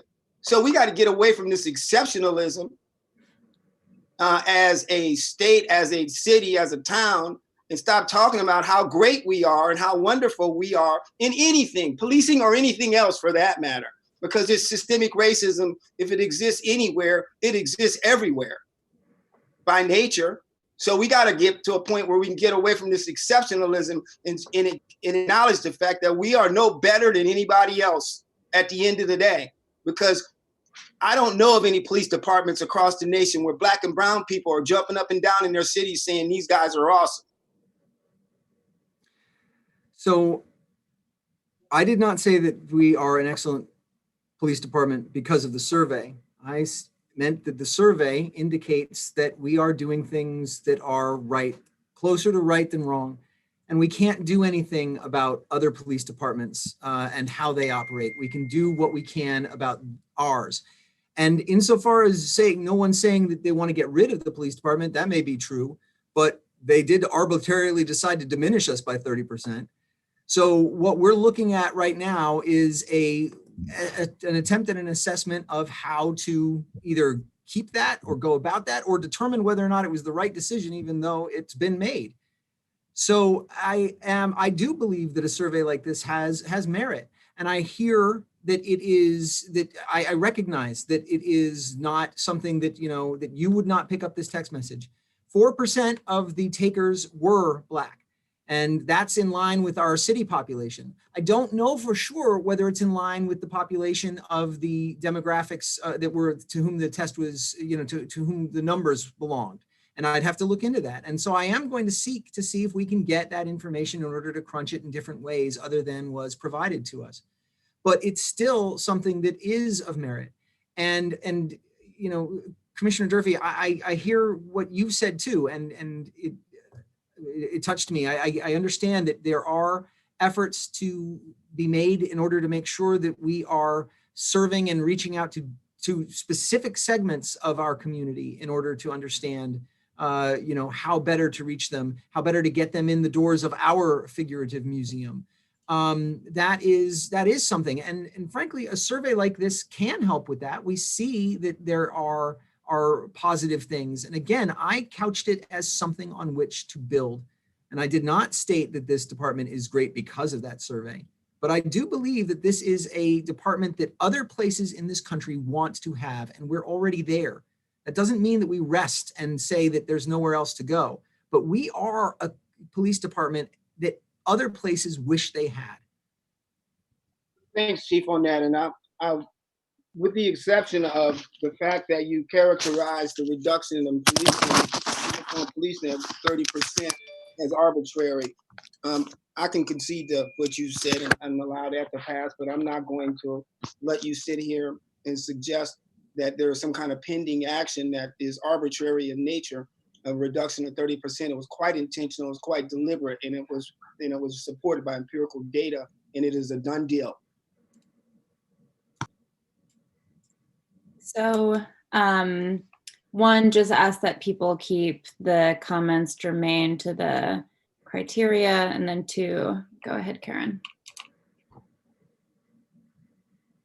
Yeah, more back to the survey that you shared, Chief Murad, and the time, over time, I think this group is really, with the work at hand, charged with, I hear what you're saying, Commissioner Hughes, about the reduction, however, we're still charged with figuring out how to support the community in light of that reduction. So what I'm trying to get from what you're saying, Chief Murad, is, I've done this in the private sector. I'm not a civil servant, so I apologize. But there are times where you start a program or a procedure, and you really work to make it a norm.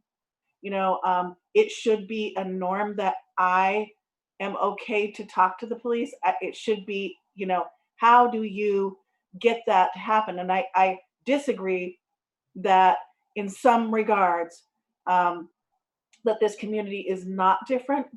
It's definitely smaller. So our challenges shouldn't be, it shouldn't be this hard to get something going on here where we can really hear and talk to people. That's a luxury that we have, how small this city is. This city is a town. It's a very small, it's a town, okay? And I can hear people from my house, Chief Murad, okay? But now let's get to the meat. Let's get to the meat, because it might not be that same bone that you want to be chewing on, but you got to get to the meat. And so how are we going to, you brought this report up for a reason. Is there any merit in doing something over time that would, I'm looking for what we have done to become normalized. I'm looking for the resolution and the parts of it that need, the things that we need to build to have some sort of normalized behavior where people start to really think that they can communicate with the police department, be okay with talking to the police, have a community dialogue, just all the things that we're talking about. But it starts with some kind of work. So you brought this to us, you presented it to us in a very favorable light, and we've had our discussion. So is there any merit or any more discussion around using these types of things? If we do, it would be definitely a data point over time instead of doing it randomly. I'm just looking for somebody to throw me a bone about the work that needs to be done, because we've run out of time. It is a sense of urgency. Commissioner Hughes has already spoken to that. So, great, good.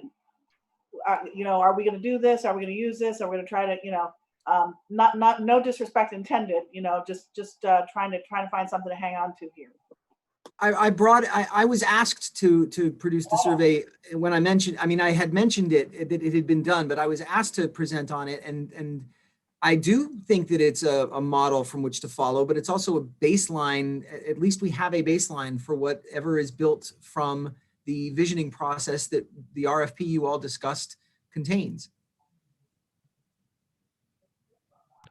Chief, is there, did you also come with the data that we requested regarding the analysis of the police department in terms of their service calls, as well as the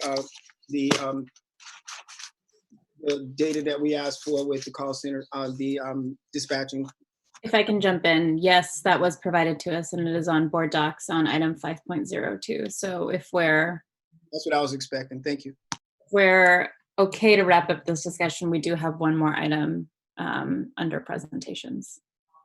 I just wanted to throw in something quickly, if I could. Just quickly going back to the word arbitrary, that word is very symptomatic. So this is more for me, something for us to keep in mind. And whoever responds to the RFP, like when they make their presentation, it's something that I really want to hear from them in terms of recognizing that disconnect, because there was a lot of work, there was a lot of meetings, people talking within certain communities. And this is also the same with SROs, how this has been a longstanding issue with members of the community, yet other members of the community felt like the request to remove SROs from the schools came out of nowhere. they're doing all this great work. Why would we do this? This is arbitrary. When in fact, other parts of the community, no, we've been talking about this for a while, and the problems and the issues, and it's not a random request. It shows the divide of communication. How one part of the community can be really unaware of the concerns that another part of the community has and why. And so that's going to be the ultimate goal, so that people understand that these decisions are not arbitrary. And if they're to be changed in the future, where's the information on why it should be changed? And the chief and I had a very long conversation a few weeks ago, and we were really talking about some things. It's like, well, if you feel, and I feel he's very sincere when he says he feels this is going to affect public safety. Well, nobody wants that, but how am I, as a citizen in my community, how do I help the police department? I'm really fully sure what the police department is engaged in doing. I'm not, if I have to call the police department, I'm going to really be thinking about, do I have to call the police department, especially who's involved? What is the situation? It's not an easy phone call for me to make. So, therefore, I don't maybe know as much as I should. So working about getting just basic information out, etc. So I just wanted to throw that out, because that word it's symptomatic of our divide, and it's just something we need to work towards, so people understand that people aren't making arbitrary decisions. Maybe don't stand, maybe new information comes in and we evaluate that. But it needs to be evaluated from all sides, and we all have to do better to understand where the other person's coming from. I saw a remarkable, sorry, I hope I'm not rambling. In Kenosha, when the corrections building was destroyed, there's a photojournalist that I started to follow, because he's on the street in Kenosha, and he is just filming and sharing some remarkable footage. But he had gotten a shot, and I think some news agencies are picking it up, but you see the building destroyed, and then you go to the side where there's part of a wall remaining, and it says, "Are you listening yet?" And that was just really amazing to me, because I felt that because this didn't come out of it didn't come out of nowhere.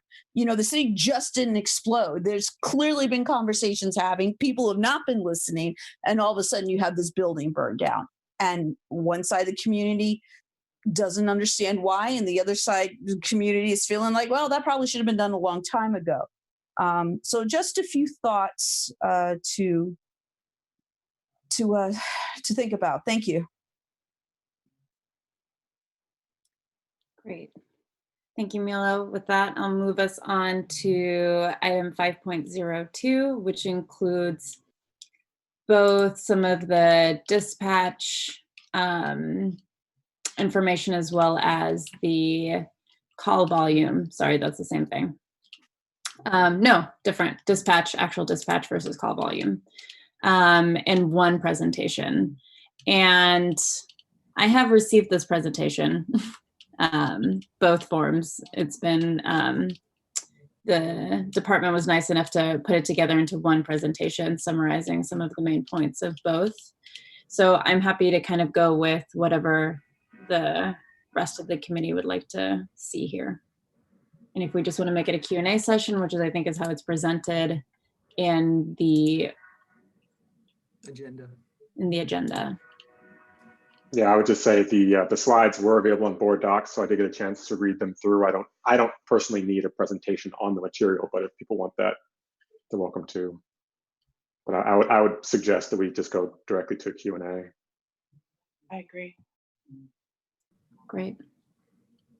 Then I will open the floor for Q&A.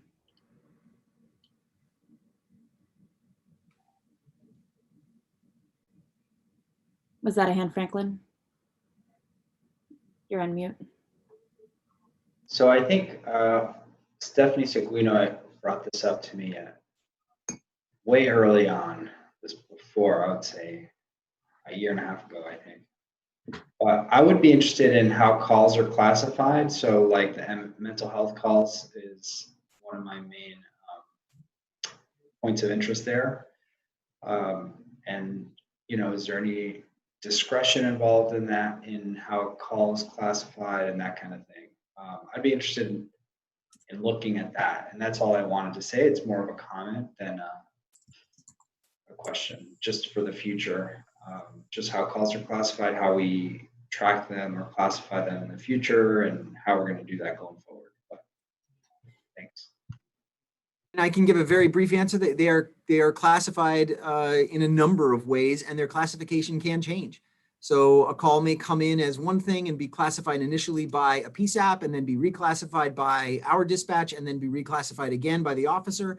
That reclassification can occur on scene. That reclassification can occur when the officer goes 10-8, which means there's the 10 code that says we're ready again to pick up additional calls and are back on and this incident's closed. It can occur farther down the road when if the matter is referred to the detective bureau and the detective bureau reassesses it and calls it something different. It might go from being an aggravated assault to a homicide, except attempted, because even though the person didn't die, because the court decides to pursue it as an attempted homicide, that'll how it will be reclassified in Valcor, even though it was initially an aggravated assault. So there are a number of places. Insofar as whether it's a mental health call or not, there's a box, and the box gets checked, and we're not good enough at checking that box. We've been working on trying to come up with some ways to be a little bit more vigorous about when those, or rigorous rather, about when that box is checked, as well as we had been discussing with our opioid coordinator manager, Jackie Corbally, and a young woman who was here doing some graduate level work on mental health and police, to come up with some terminology that officers can learn and interpret and then incorporate into reports by way of saying, you know, these are the behaviors I observed, and these are the reasons that I've designated this to be a mental health call, as well as a call that involves, for example, you know, a crime that is committed. Lacey Smith, our social worker, does a lot of interactions with people who have mental health conditions. And one thing that we're trying to work on there too is both Lacey and Jackie, how they track their calls and whether or not they're tracking the jobs, the calls for service that they are responding to, or after the fact when they call someone with whom they're working. They don't always make it into Valcor. So a lot of this data collection is stuff that we're really constantly trying to hone. Yeah, no. Thank you. I think that, you know, one of the things we heard throughout that, the many speakers, I think we heard some here, I forget now, they all blend together, but was when there are multiple categories, right? And you think you touched upon that. When there might be an assault component, but then there's an intox component, but then there's a, you know, emergency evaluation at the hospital subsequent to all those two things. And how, as a community, do we provide services, not just after that initial contact, but if we are like truly dealing with a broader sense of public safety through the police department or an outside agency like we're talking about, how do we then follow up? Do we want a social worker coming back, you know, the next day, a week from now? Do we want a survey going to their email about how they feel their police treated them? You know, things like that. So I just think the calls for service in the future is, I think that's the future of policing personally. I think the system of how you do that in the future has a lot of potential. I'm not sure I have the answer to it, but so I appreciate the information, and I've seen it now when we present it to the council. So it's great to have it. Thank you. Just a quick question. Oh. Go ahead, Randall. I can wait. All right, thanks. Two quick questions. The second one was speculative, but the first question, if there were additional resources that Burlington Dispatch could route calls to, for example, if there were additional kind of mental health provider in addition to fire and EMS. Would that affect, do you see any problem, do you think that there'd be any potential complications with how one of the, I don't know if it's PSAP or PSAP, with how they route calls to Burlington? PSAP, I don't believe would accept those. I mean, they're not going to create a new designation for a single locality. Right, the PSAP wouldn't, but they would still presumably be able to route all those calls to Burlington Dispatch without any problems. Is that correct? And at that, it is theoretically possible that Burlington Dispatch could then determine, and it already does in some instances. I mean, Burlington Dispatch takes calls and routes them to, to street outreach with regularity. Most of the time, however, I say with regularity, but most of the time it's an officer going and the officer calls for street outreach, sometimes even before arriving on the scene, just because of knowledge of the people involved. And then I think that with regard to one of the things that you mentioned, by the way, Council Member Paulino, Parallel Justice routinely goes out and seeks feedback and from complainants, and they do follow up on to victims and others involved too. So they may already have some mechanisms for some of the things you're talking about. Excuse me, I apologize. Commissioner Harp, the dispatch does divert things accordingly, but generally sends a cop. That is their model. That is what dispatch and 911 and PSAPs have been trained to do for decades now, send a cop. And the cop then makes the call. Can you also see if first call is available? Is street outreach rolling? Is, who else has dealt with this? I think there are going to be challenges in trying to envision something different insofar as that's a lot of training for dispatchers to be making triage type calls without having the full information of the scene as far as who am I sending? And there are liability issues in there, there's safety issues in there. They're not insurmountable, but they're significant. Oh, I agree. So again, the first question I was asking was just about the routing from essentially from E911, from the PSAP to Burlington Dispatch. And I don't think that kind of how Burlington Dispatch handles things would affect at all how the information is routed from the PSAP to Burlington Dispatch. Is that correct?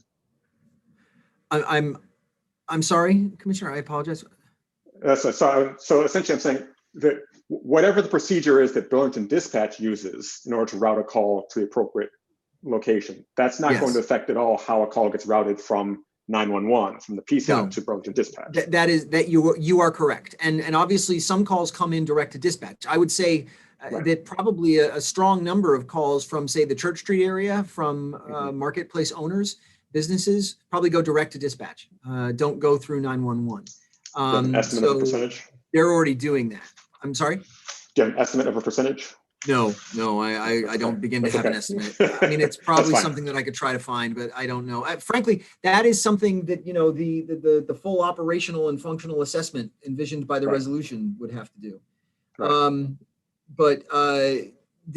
Yes, they do and they can. That's not going to change the idea that they are sooner or later going to send and by the way, let's also keep in mind that neither of those services is 24 hours a day. Neither of those services is obligated as a government entity to pick up any call and to go whenever called. They both can pick and choose what they go to. But sooner or later, we're going to. I'm sorry? Not fire and EMS. I was talking. I thought you were talking about first call and street outreach. No, absolutely, fire and EMS, 100%. They go when they are called. They have no choice. I was a little confused. Yes, they are government entities.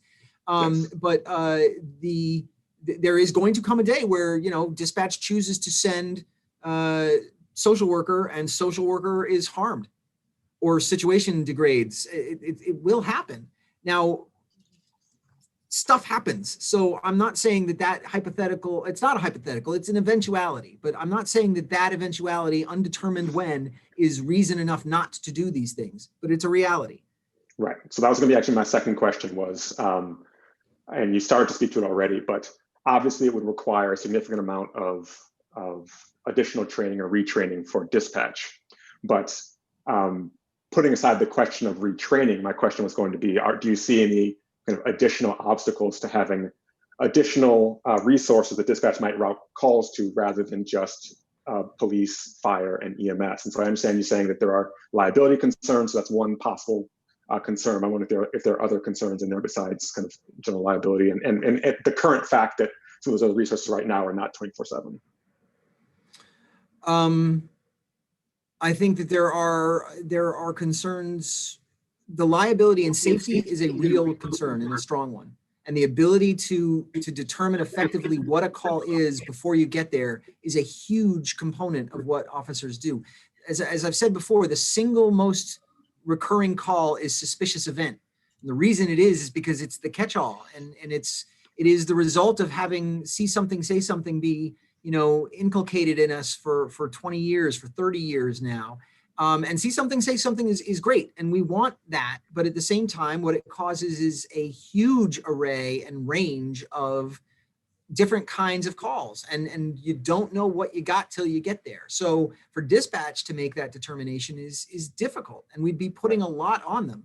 And frankly, our dispatchers, Deputy Chief Sullivan or Lieutenant Kuchar, both of whom are overseeing dispatch, can tell you better than I that the dispatch, we're suffering in there too, insofar as staffing and how it's, the feelings in there. It's a tough job, really hard job. There are officers that you and I both follow on Twitter, for example, who, when they receive a call from dispatch, ask for the phone number and they call themselves. Do you see any problem with that? Skinner's concept is awesome. It's very difficult to get officers to do that unless you're providing them the phone. Most officers are not going to use their own phone to do that. Skinner is something to whom to strive. I tremendously admire him. I think he's a great follow. I'd recommend everybody on this to check PM Skinner at PM Skinner on Twitter. Amazing man, really long article written about him in the New Yorker about 3 years ago, maybe 4 now. Incredible history. Great example of what we want this profession to do. But, he is an exemplar. You're not going to get that from everybody insofar as the willingness to do those things, the willingness to live this job 24/7. We'd have to provide phones to get officers to do that kind of work, to do that kind of pre-call. Thank you. I'm sorry, Chief, what was that Twitter handle? I believe it's at PM Skinner. Thank you. And then Karen, followed by Franklin again, unless somebody who hasn't spoken yet would like to get in the queue.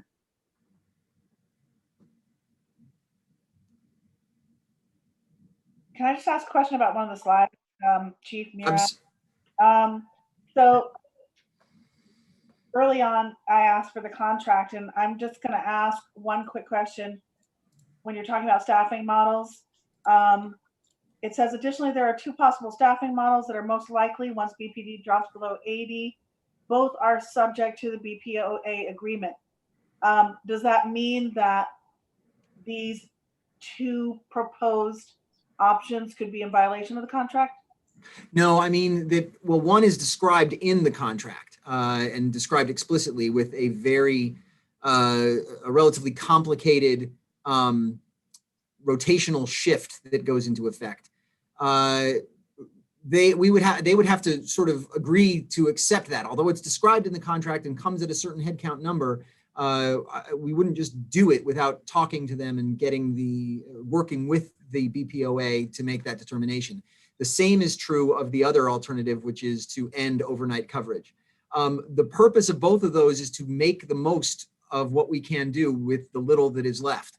And so with regard to overnight coverage, there is a the math suggests that we could basically staff everything the same from 0700 to about 0100 with a number like 74.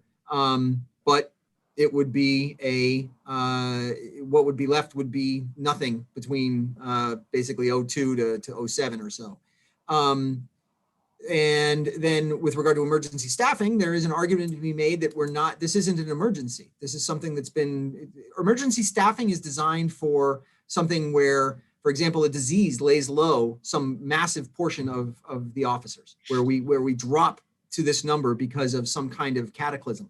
It's not something that's supposed to be sort of almost voluntarily entered into. And so that's why there's a certain negotiation element to it. And the same with overnight. But irrespective of though, it's going to be something. It's either that or we get to places where we are not fielding the number of officers on the road that is and has been considered safe. Our minimum staffing numbers. Okay, thank you for that, Chief. I yield this one. And then I'm actually going to jump in ahead of Franklin since he's gone one time before, which is, and I think I alluded to this during the public safety meeting that we had, but it surprised me when you started the last presentation that we got from you and we're like, oh, mental health is just a small component. Because I think I told you that point too, is I hadn't even looked at type 2 and type 3 in terms of like potential things that the city could pull from the police department in terms of things that someone who doesn't look like a traditional police officer could handle. And so mental health is actually in type 2 of one of the things that you're talking about. And so I understand that that's a more complicated thing in terms of safety concerns and things like that. But I actually, I guess this isn't really a question to John so much as a comment to the committee, is I think I'm interested in looking at both through the assessment and kind of like thinking through it as a committee is what of the problems or what of the call types that the police is responding to can we redirect towards, I don't care if it's still an officer, but an officer who's not carrying the same kind of equipment that the officers that are carrying now. I know that a big one and one that I thought was a bit of an opportunity that we had given UVM coming back and how concerned constituents are about parties given the COVID era is things like a noise complaint. And I know that we've talked a lot about that. Parking, I think, is one that we already redirected to a different function of the city. And I just think that there is quite a bit of those in a conversation that could be had around and I admittedly need to look more into the data that we have, because I know that the vast majority of call types that the BPD gets are type 1 calls. But I also don't know which ones of those are things that could be taken up by different kinds of folks. So someone more like Lacey and expanding Lacey's department as opposed to expanding a different type of department. So I guess I just want to flag that I think that would be a great conversation to have. So the 5% mental health are not calls necessarily that are categorized as a mental health call under call type. They include any call that it might be an assault that somebody checked mental health on. I don't think that I was like, I wasn't even looking at mental health. I know that that's something that's been very much in the media and that's been discussed a lot and was part of public comment. But I think I was very much looking at like, what are some of the type 1 events, which mental health is not, that we can talk about as a commission. I provided, after the public safety committee meeting, I provided that it's on the internet. It's on the BTV open data portal, but I showed a list of calls, and there may be a couple missing here and there. So some of those numbers might be a little bit off according to Nancy Stetson, but basically it adds up to the total number of calls for the year and for 2019. And I then went through it and made certain that the type number was in a column as well, so that you had the number of calls, the call category based on call type, and then the call type number. So is it 1, is it 2, is it 3? And the top, the most numerous call is suspicious events with 2,600, and that's call type 1. And then there's traffic with almost 2,000, and that's call type 1. And oh, John, I'm going to go ahead and interrupt you since you also interrupted me. I don't think any of that, literally what I said was, I have not looked at the data yet. And I think it would be interesting for us to dig into and to look into the commission and to have a discussion on. So I was not questioning what you gave us. I think that just said that this is a conversation that I would like us to dig into and have at a later point in time.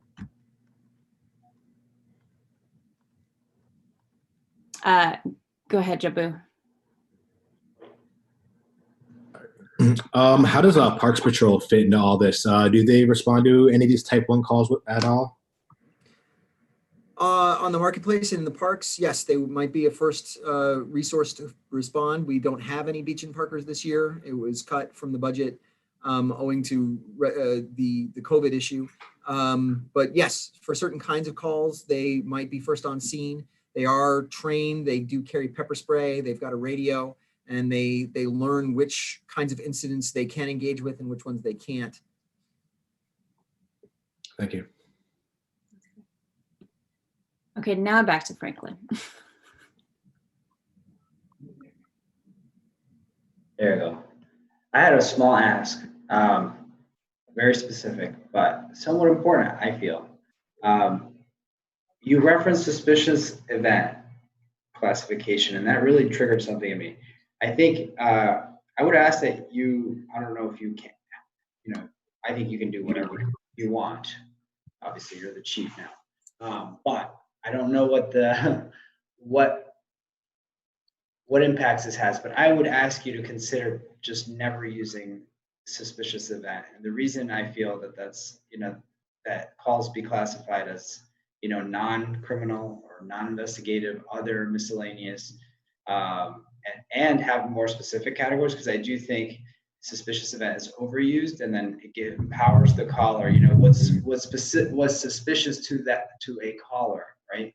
And like back to what Mark had said, certain people feel, and Karen actually, more inclined or more comfortable calling the police than a certain other group of people because of their past experiences. So that empowers those callers, right, to determine what is suspicious behavior in our community. And some of that behavior might be completely innocent. And there's an easy way to fix that. And I just think that is the kind of like small yet big meat and potatoes that we could be knocking out without a consultant, that kind of thing. So just throwing that out there.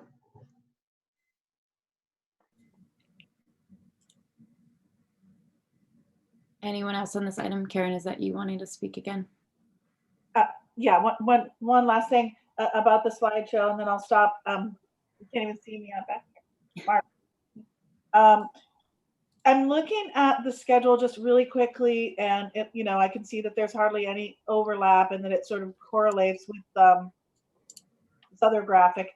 I would really be interested in talking about that, and this is something for this group to think about, because that's what I do, scheduling logistics and creating efficiencies within larger organizations. And there's not been one single organization that I've looked at or worked with that there wasn't something there for that. Just if in fact we're going to be working with less, we need to work more efficiently, and that's something that I would be interested in taking a deeper dive. If there's any other information or that sort of digs a little bit more at this, I'd just be interested in that. And that's just something for the group.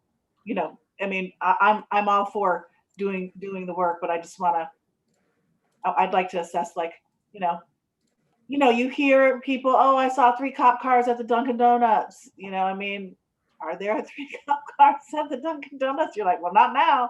But, just taking a look at that and just making sure it's nice and tight, and really like taking a deeper dive at those numbers. How are the police serving us, and where are they? This is a very, very intense graphic, by the way. So congratulations to whoever put this together. I think I'd like to see some granularity. Maybe I misunderstood what we were going to see, but this is good. It's a step in the right direction. But I just in looking at these call types and understanding this previous slide before that, there's a couple of issues I'm seeing. Is number one, I just would like to really understand what services the police are providing rather in the community, just on a by service basis, or if it's communicated. This is the only way we can communicate it great. The other thing is with the call center, with the call types, the 133 call types there, this coming from a dispatch, I'm just having a very difficult time understanding how they would be able to, unless they're doing it after the fact, categorizing many of these categories from from their perspective of a dispatch. You know, somebody calls, you know, and I don't know. I mean, I won't meander there, but I just, you know, there's just many categories on here. If I was sitting at the dispatch, I just have a hard time understanding that somebody would call in and say, "Hey, I got a false pretense call for you," or something like that. So They don't. And John, before you jump in, I let Mark finish, then I want to answer his first question, and then I'll let you answer the second But question. as far as yeah, back to the first point, yeah, I would be interested in seeing the granularity and in terms, so we can really pick that out. Maybe I missed something. It could be. And the most important thing I would say is, well, just two other things really quickly. Number one is I think the vast majority of the first part of our conversations about this are probably community discussions, you know, about in terms of, you know, the services that should be provided, what's being taken away off of the police's plate, and what, you know, how those adjustments are being made, because those are the consumers. Those are the folks who that's the whole point of that RFP. And finally, it's really a question to just the committee itself, and maybe John might understand. Where is UVM? Where is UVM Police Department in this conversation? And how are we, you know, what is the conversation of any type of collaborative effort? Because from my understanding, any law enforcement officer in this state has the ability to police in this city, and the one that we should be concerned about is the ones that reside in this city, or that are actually present in this city, and that's the UVM police. I'm wondering if there had been any thought about that, and maybe what we could do about it. Great. So to answer your first question, Mark, there is one, I think there's a website, and then also I'm having Shannon forward the committee members, and we can post it on Board Docs for next time, just as a point of information. It doesn't need to be a presentation, is the more specific call data. So like John said, just broken down by each one of those actual calls. I think it was over the course of the year. John can correct me on that, over the course of the last year, so 2019. So, you know, like there were 900 and something noise complaints specifically. So that's something I think that we can dig through, and I think digest a little bit before we ask for community input, because it's hard for community input to give input on 133 items. And then I'll let John answer your other two questions, and then we'll go to Charlene.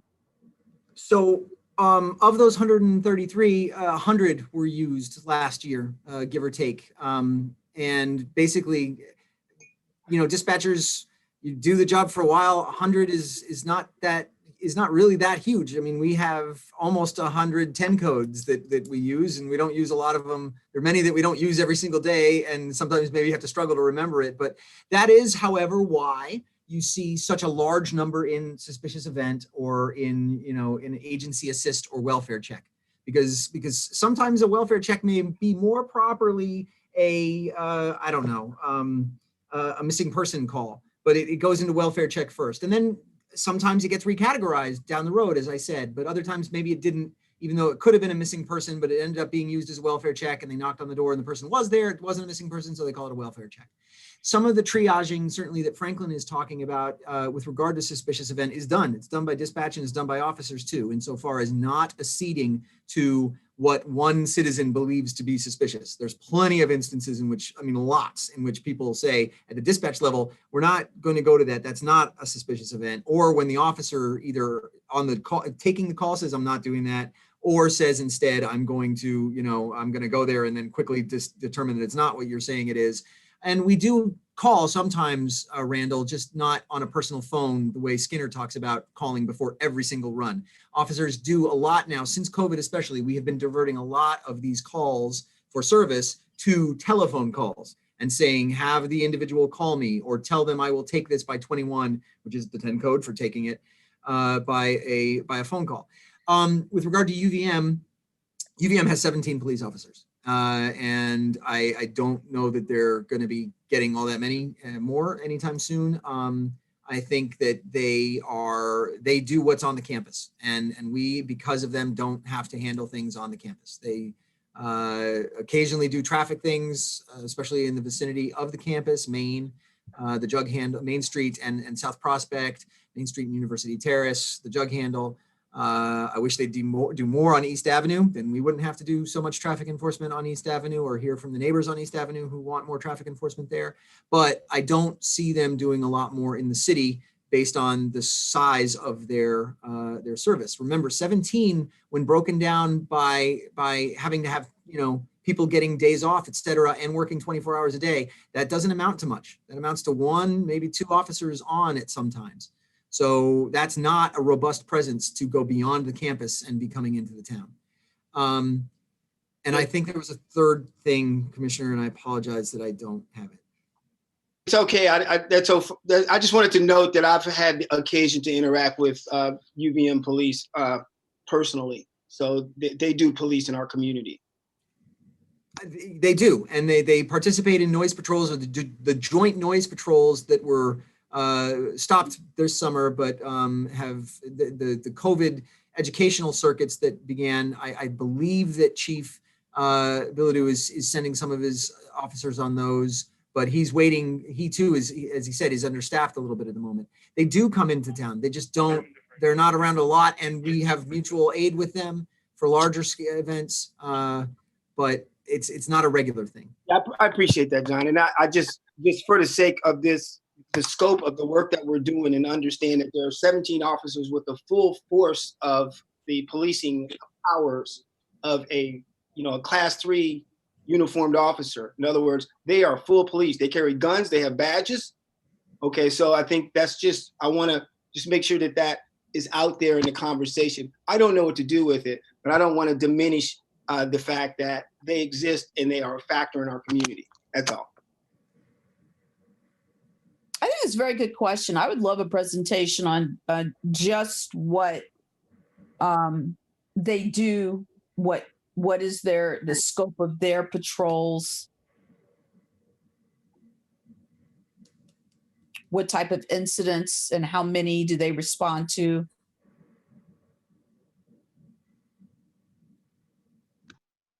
With no disrespect, they are a separate police agency, and that's not what we're looking at insofar as how this agency is functioning and what the community wants from this agency.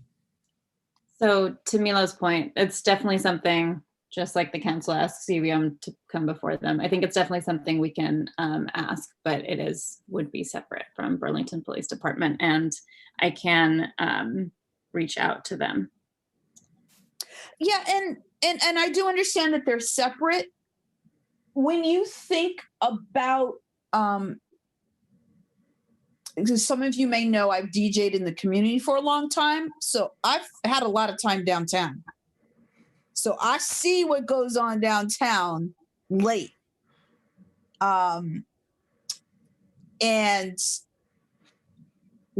there's a lot of services from the Burlington Police Department that have to be extended downtown on the weekends, having to do with UVM students or Champlain students, some of which, there's always a few who behave badly, that there's that point when the bars start to get out, fights break out, or whatever, crowd control, because whatever happens, they lose their mind, they don't pay attention to green and red lights, stall out traffic, et cetera, et cetera. So being that we are extending our department for a large volume of those students who are community members, but if UVM has a department, it would be curious. I definitely see them do things on campus, but what scope do they have in Burlington? What relationship do the departments have, if any? And is there a way they could be more cooperative given the volume of students in the community? So I think that is worth exploring as part of our overall public safety, because they're definitely part of public safety. So I would just suggest quickly, not to discount any of that, what Mela just said, but if the idea is the overall framework of public safety could be improved or could be changed by kind of involving UVM police more or giving them a different role. I think one, again, that they are going to, essentially they are another police department.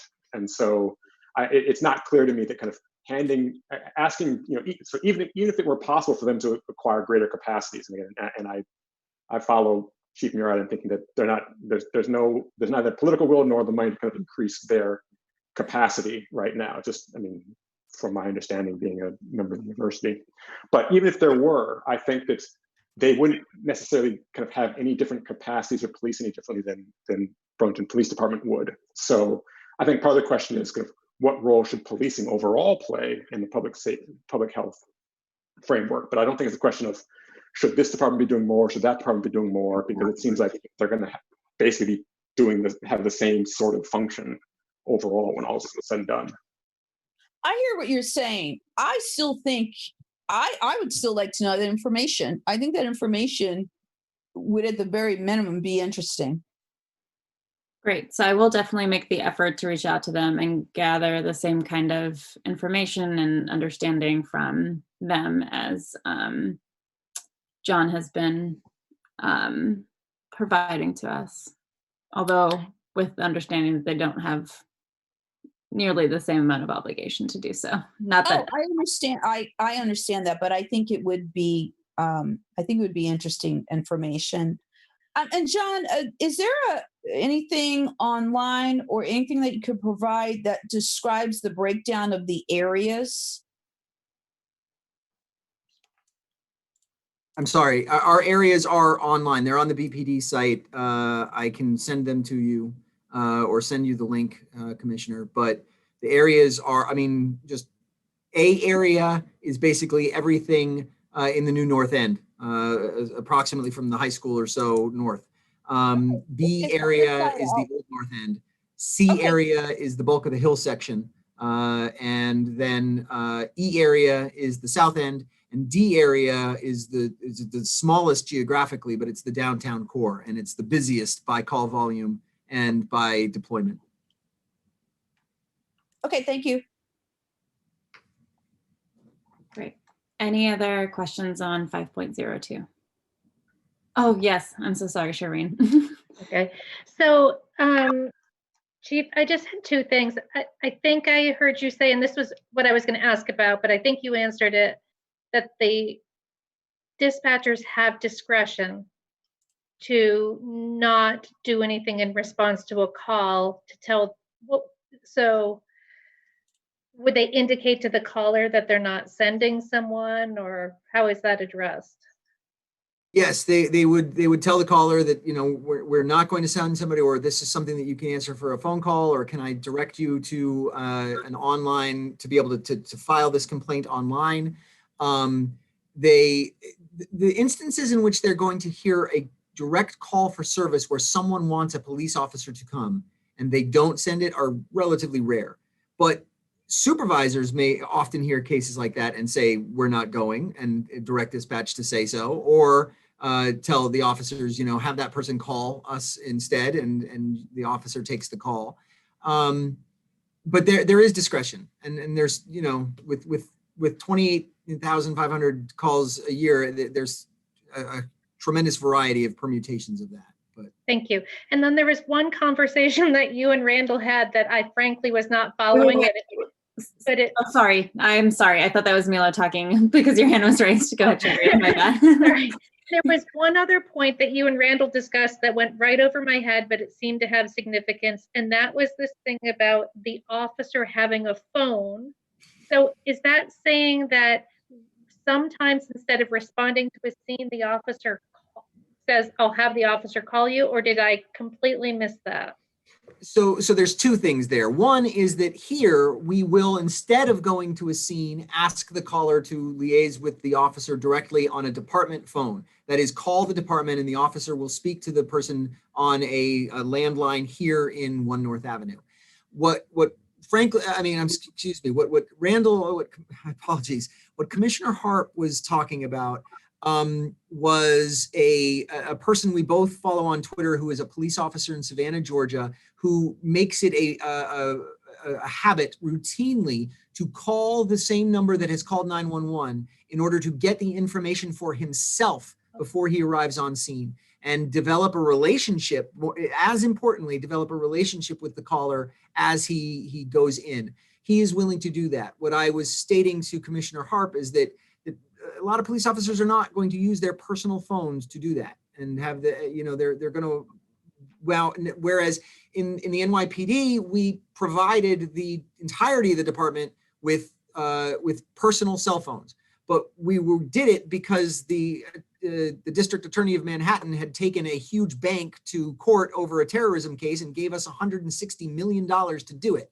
I don't foresee that happening for us here in Burlington. Once you do give officers phones, you can tell them all sorts of things they've got to do with those tools. But I can encourage that habit. I have talked about that habit at roll calls or with supervisors as well, but it's not one that I can mandate. Okay, thank you. That's all I have. Great. Anyone else on item 5.02?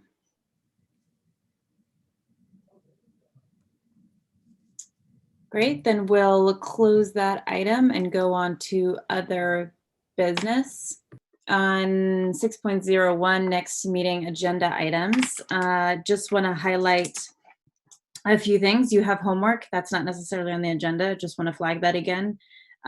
So by Monday at noon, write down some of the organizations that you think should be part of the community discussion facilitation kind of piece. I have a thought on that. My apologies. It can be individuals, right? It doesn't have to be an organization. Like I have a couple individuals in mind who are already doing some of this work and I think would be invaluable to the process. Yes, I think that we want to distinguish right now between hearing back from community members on their personal experience and leaving a space for that just has people talking about their personal experiences and desires and values, and leave the space for anyone who provides a service to individuals of Burlington. So I would say individuals can come to the extent that they fall under that category, that they're providing some kind of service to the community. Yes, absolutely. Yep, absolutely. Great. Then the other thing is, as John brought up, there is an RFP. I think if it's okay, just to make the process a little bit faster, I think since we have this one 2 weeks ahead of time, Shireen and I will take a first look at it, and we can post both of them. So the one that kind of as it was before, or we can just track our changes so folks can see kind of how we tried to bring it in line with, if we did make any changes to it, in line with what we heard the commission say previously. So I'm making some assumptions there, but I think that would speed up the process a little bit of like, oh, how do we want to think about language there? We will, I think that's actually the better idea, is we will share a track changes document with the committee next time. The mayor's office may come before us. I'm not 100% sure in what format that will be or what that will look like in terms of aligning on short-term thinking around alternative solutions that they're doing right now. So I'm not 100% sure what that will look like, but I think that they would like to have a dialogue with us. So I will tentatively put that on the agenda as well. And then I want to flag for those that didn't see the city council meeting, is that we were charged with looking at equitable sharing in Burlington, and I told them that it would be a while, and there doesn't seem to be any fantastic hurry on that, but I wanted to make sure that everybody is aware of that, and I'm happy to put it on the agenda for next time. So with that, happy to have any of those items discussed and or other suggestions. Can you go back to the mayor's short-term solutions? And I just curious. I don't know if anybody else has heard of that before. So I was just wondering if No, that is, I don't know what that is or what it would look like. I think it's just that the mayor's office has been talking about thinking about alternatives to policing. And, you know, I think that was our third goal, was we talked about the community engagement, we talked about the assessment of BPD, and then we talked about short-term recommendations. And I think they want to talk about that. I don't know if they will have recommendations. I don't know if they will ask to define that. I'm just saying we will talk about short-term alternatives with them. No, we certainly can't not invite the mayor, but I just wanted to flag that as a concern, just because I don't trust the process, quite frankly. I'm happy to not put it on the agenda. I personally care about short-term goals, and I would rather be aligned with the mayor's office. But I will defer to the consensus opinion. I just briefly qualify. You know, I don't mind aligning with the mayor's short-term objectives. The question is, what are ours? Because if we don't have any yet, then what are we aligning with? I don't know. We'll see. And I can have some more conversations with the mayor before we decide to put that on the agenda, if that feels useful. Say it again. I said, as will I. I'm always happy to get as much information from as many stakeholders and interested parties as possible. As am I. On the equitable sharing, Commissioner Hughes, you did send something out that you shared with us yesterday, maybe? Am I making that up? You're making, no, I'm kidding. Yeah, Commissioner Hart, what I just shared with you with public information on the Department of Justice's website. I'm sure Interim Chief Murad has seen that. In fact, I think I saw some things that were actually quoted right out of there in his presentation when we spoke last on it. So yeah, that's just the guidance that the DOJ puts out there. I just thought everybody might want to just take a look. Is that appropriate? Is that an appropriate document for us to have on board docs for that meeting? Is that how board docs work? Or is it really only documents that are public record for the meeting? It's a DOJ, it's a public. Right. I just find it easy if we can have these things, you know, I can remember to go to my email, but I would also love to have it as part of our documents for that meeting. If it's so, I don't think I received this document. So if you want to send it to me, I can work with Shannon on whether or not that. Thank you, Madam Chair. Can I get that too? I don't have it. Commissioner Hughes, do you want me to forward it right now, or do you mind? No, I'll do it. I'll do it right now. I think I only sent it. I don't know where I sent it. You sent it to the city council and the police commission, but I'll send it again. Okay.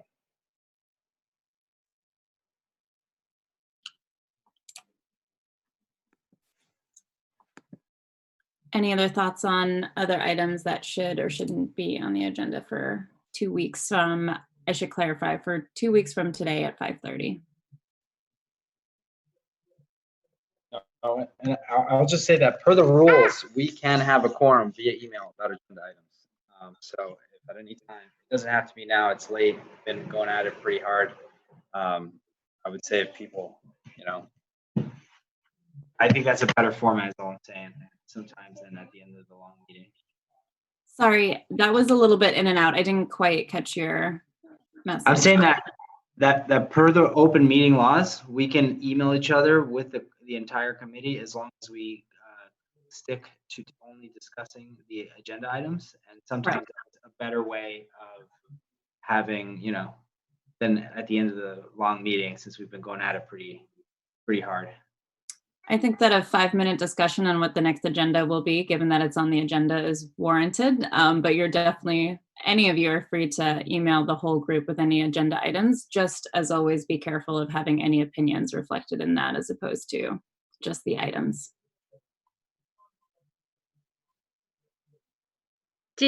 we're putting the NGO, are we having any discussion about the NGO? Or we're just doing a brain dump for Monday and that's just going to get attached as is? I think yes, because we can always add things to it if we want, but I would rather just have it be attached to the RFP and done. Great. If there's no more discussion, I would take was that a motion to adjourn, Mark, or was that okay, great. Any second on that? Seconded by Commissioner Hart. Original motion made by Commissioner Hughes. Any discussion? All in favor, please say aye. Aye. Aye. Any opposed? And that passes unanimously, and we are adjourned at 8:18 p.m. Thank you. Thank you. I'll see you in 2 weeks. Thank you. Thanks all.